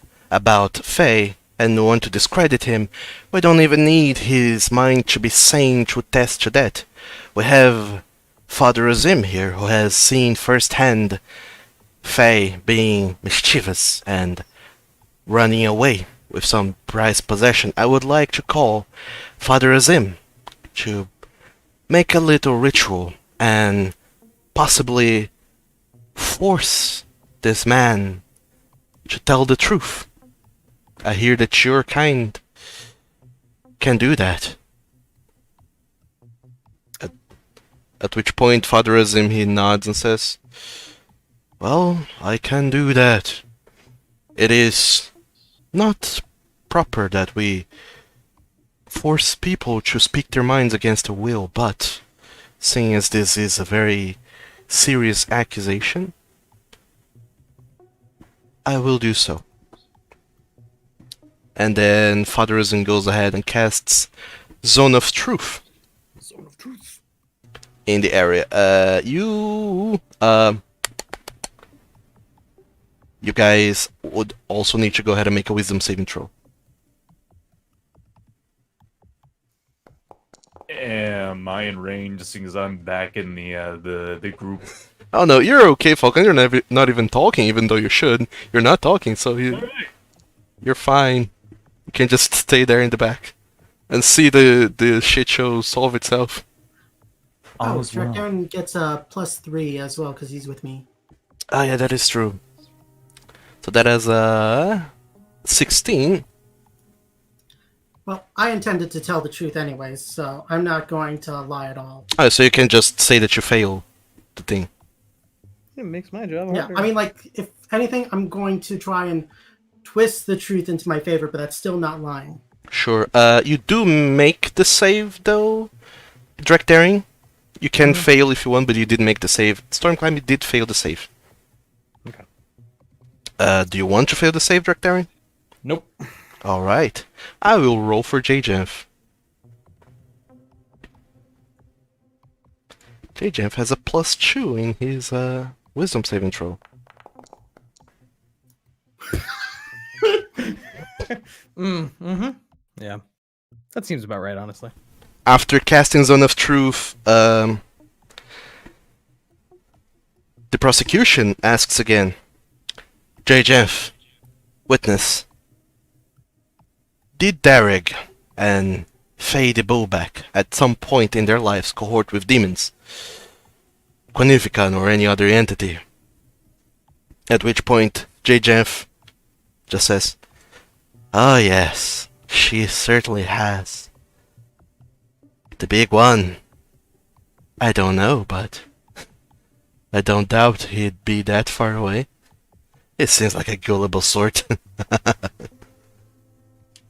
At which point, everyone in the jury seems to shatter once again as he confirmed, under Zone of Truth, that indeed Faye had been cohorting with demons. At which point the judge says, well, alright, that seems to be enough for us to reach a verdict, I feel. I would like to say something. Well? When we discovered Faye and had tracked her down, we discovered that she had been under the influence of an extremely powerful magical artifact. Something that had corrupted her, perhaps long before we had met her. Would it not be more realistic to say that she has not necessarily done this under her own intentions, but instead that she was pulled along this path by some other force? Due to her, unfortunately, getting caught in something she shouldn't have been in the first place. Well, do you have any witnesses you want to call to the stand to corroborate your story?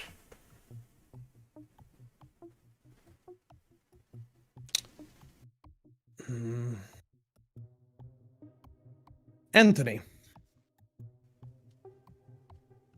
Anthony Balder. I would like to call Anthony. Alright. Anthony, he goes and takes the stand. At which point the judge says, well, you have your witness. Anthony, is it not true that there are several magical artifacts that you are well aware of that would indeed, perhaps, if looked into too much, corrupt the minds of one such as her? He thinks for a moment and says, well, yeah, there are. But then again, people don't normally come into contact with these items out of their own volition. They seek those out, and all we know of are under heavy protection. For someone to get their hands on one of those, they would need to go through very big lengths.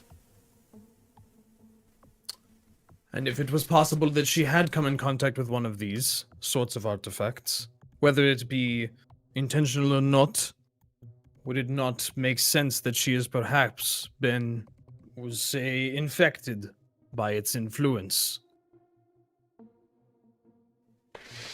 It is a possibility.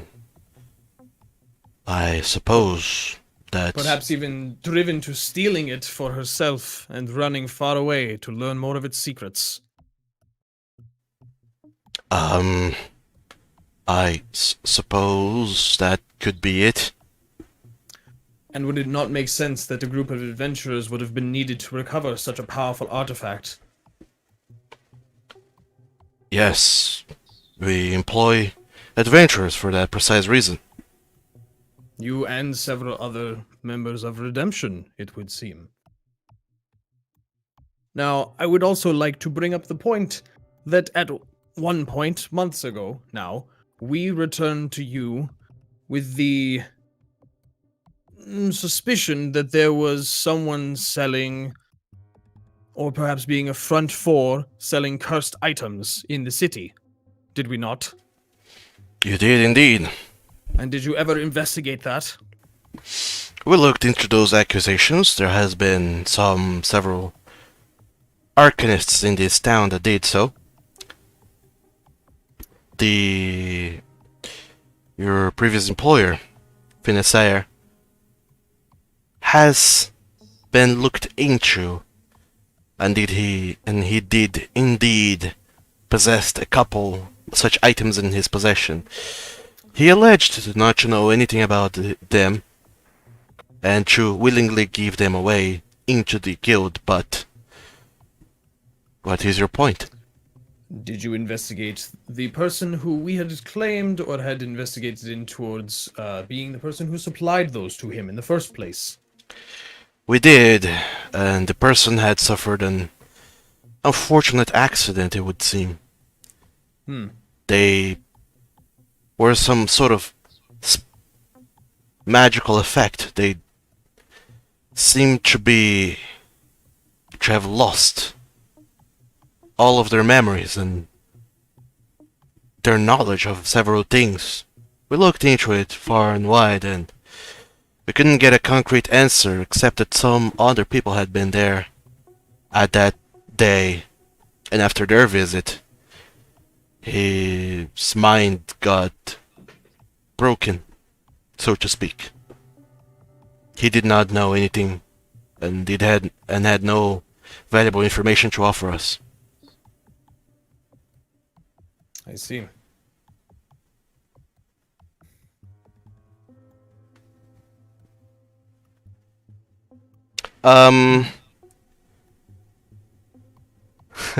Trek Daring. I would like you to go ahead and make a wisdom saving throw. Oh no, that's never good to hear out of nowhere.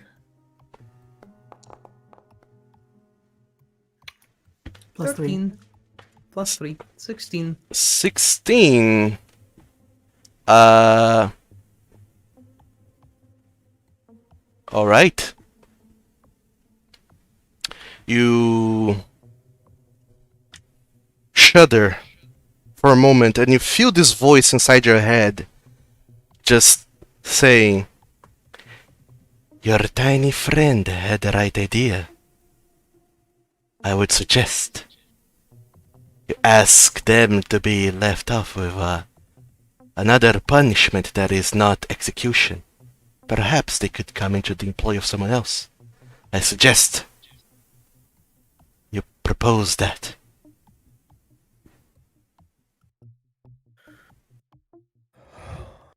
Just kind of look around a little.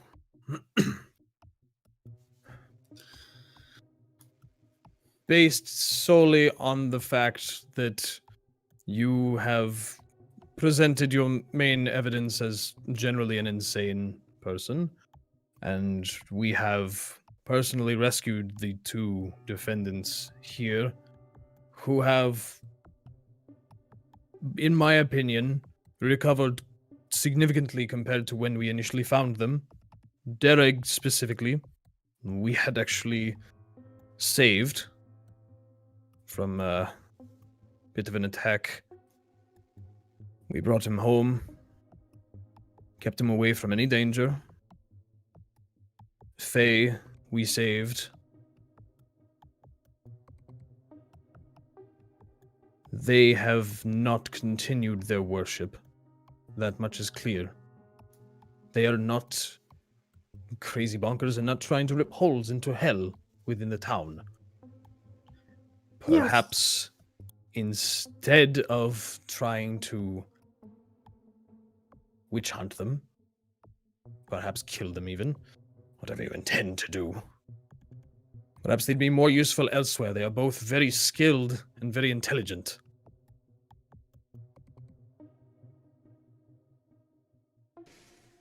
The judge looks at you for a moment with a weird face of, like, this face that clearly says that he's unused to having someone suggest a course of action or something. But he seems to go along with it, and he says, "Well, alright then. Who do you suggest look after them? Yourselves? Or someone else?" Where do you feel 2 very skilled sorcerers would be able to put their, talents best to use? Perhaps under another mage. Perhaps at the guild itself. At this You point, have an arcanist here. at this point, you see someone lifting up in the back of the room, even behind Falcon at the very far end. You see a tiger folk who seems to stand up and says, "If you do not mind, Your Honor, I might very well look after them. It is, after all, what their previous employer, Finesire, wanted me to do, as it would happen. Do we recognize this person? Not at all. You don't. I can look after these two powerful sorcerers. And not only that, but it is what Finesire had wanted me to do after all. He wrote me a letter, and I would like to present that as evidence. I am aware that I am not I'm not part of the defense team, but, Your Honor, Judge, I would suggest that you look into this letter that Finesire had wrote me and consider it, and the suggestion of your defense team, and take that into account. Can I get a read on this guy? Like, what does he look like? He looks like he is a tiger folk, wearing very flowy robes, heavy clothes, and that look very regal and opulent. He looks very well dressed. You have never seen him before. Imagine he's a powerful merchant or some arcanist you have never seen before.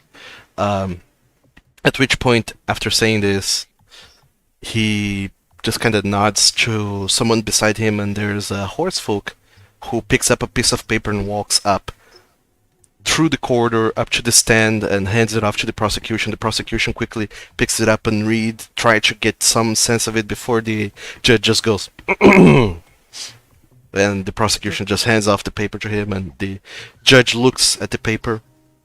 Hey, do I get any sinister intent from this tiger folk?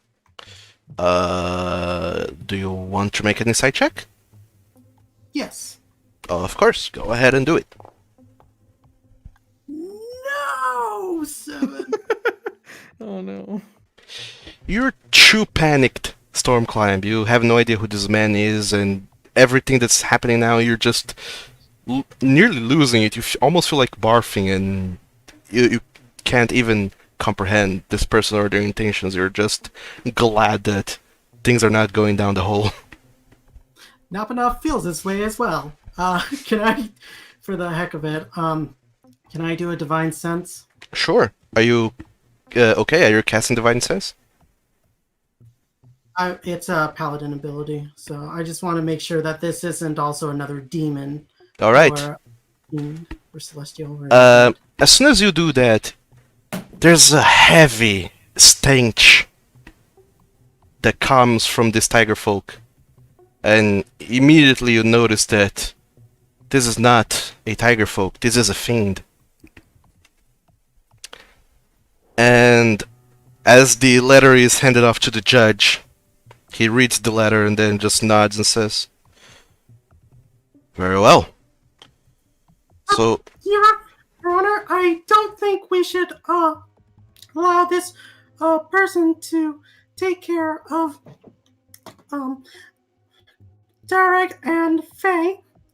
For some Father Azine, do you detect any fiendish presence from this man? Smells like devils on him."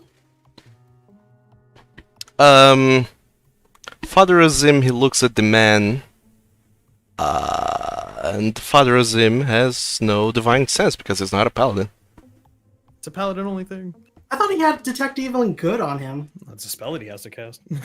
Alright. but I'm pretty sure he got the spell slot for it. Did he prepare it, is the question? Yes. Clerics. He did not. I mean, like, he's yelling, he's in court. He had not prepared he- this as a spell. I bet he didn't know he was going to be in court this morning. I mean, you Neither get did this. we. Yeah, you get the sense a lot of people didn't know. Sure, if you want, you can try and make a persuasion check, Stormclimb. To try and get it this looked into. By the way, Yeah.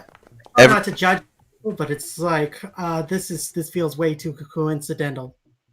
I was going to say that everything rests on this roll, and lucky for you, it's a 25.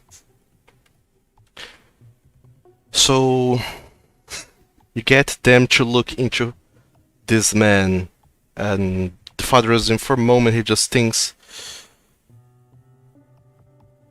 "And who might you be, sir?"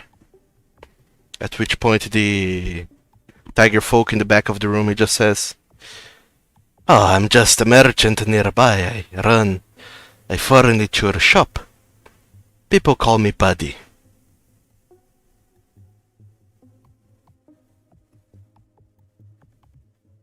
And Father Ozin kind of looks at this man for a little while, trying to gauge something from him and try to make sure.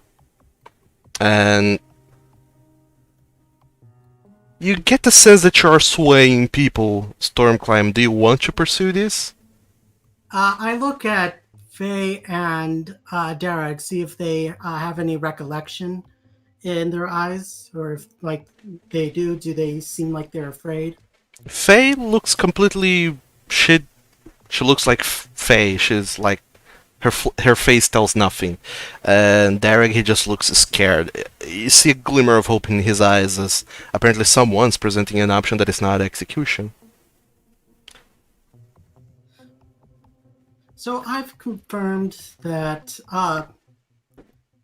Faye... Have I figured out about Faye's power? Like, is it a sort of like omniscience thing where it's like once when it happens, she just kind of knows it happens? You don't know. You never really got around to confirming that. Hmm. I'm going to be stupid and say and whisper under my breath, "Faye, nod your head if you feel safe going with this man." And I look at her and see if like she makes an expression. You're just saying this under your breath to see if Faye acknowledges this and if she replies?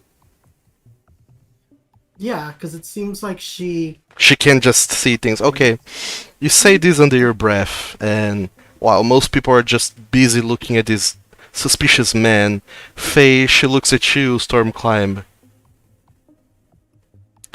And you see that there's seems to be some weird sense of recognition on his eye. And as she is about to give her answer, we're going to end the session here for today. Because it's getting late. I know. Ugh. Just a tad. I know I didn't want to drag this on for too long, but well, we will see what Faye says next session. So, and then we can continue the trial and probably get to its conclusion, which I hoped was going to come much earlier, but it didn't. Anyways, thank you guys so very much for watching D&D here at Twitch. You can watch more Conquerors of Nolyn and get more drama-fueled courtroom cases at, well, never, because this is the first time I'm doing this, but you can see other things we've done at my YouTube channel, which I will be posting a link to in the comments. And other than that, thank you guys so very much for watching. Have an amazing weekend, or rather rest of the week, and I'll be seeing you guys next week when we will be back for more Conquerors of Nolyn. Goodbye, Twitch.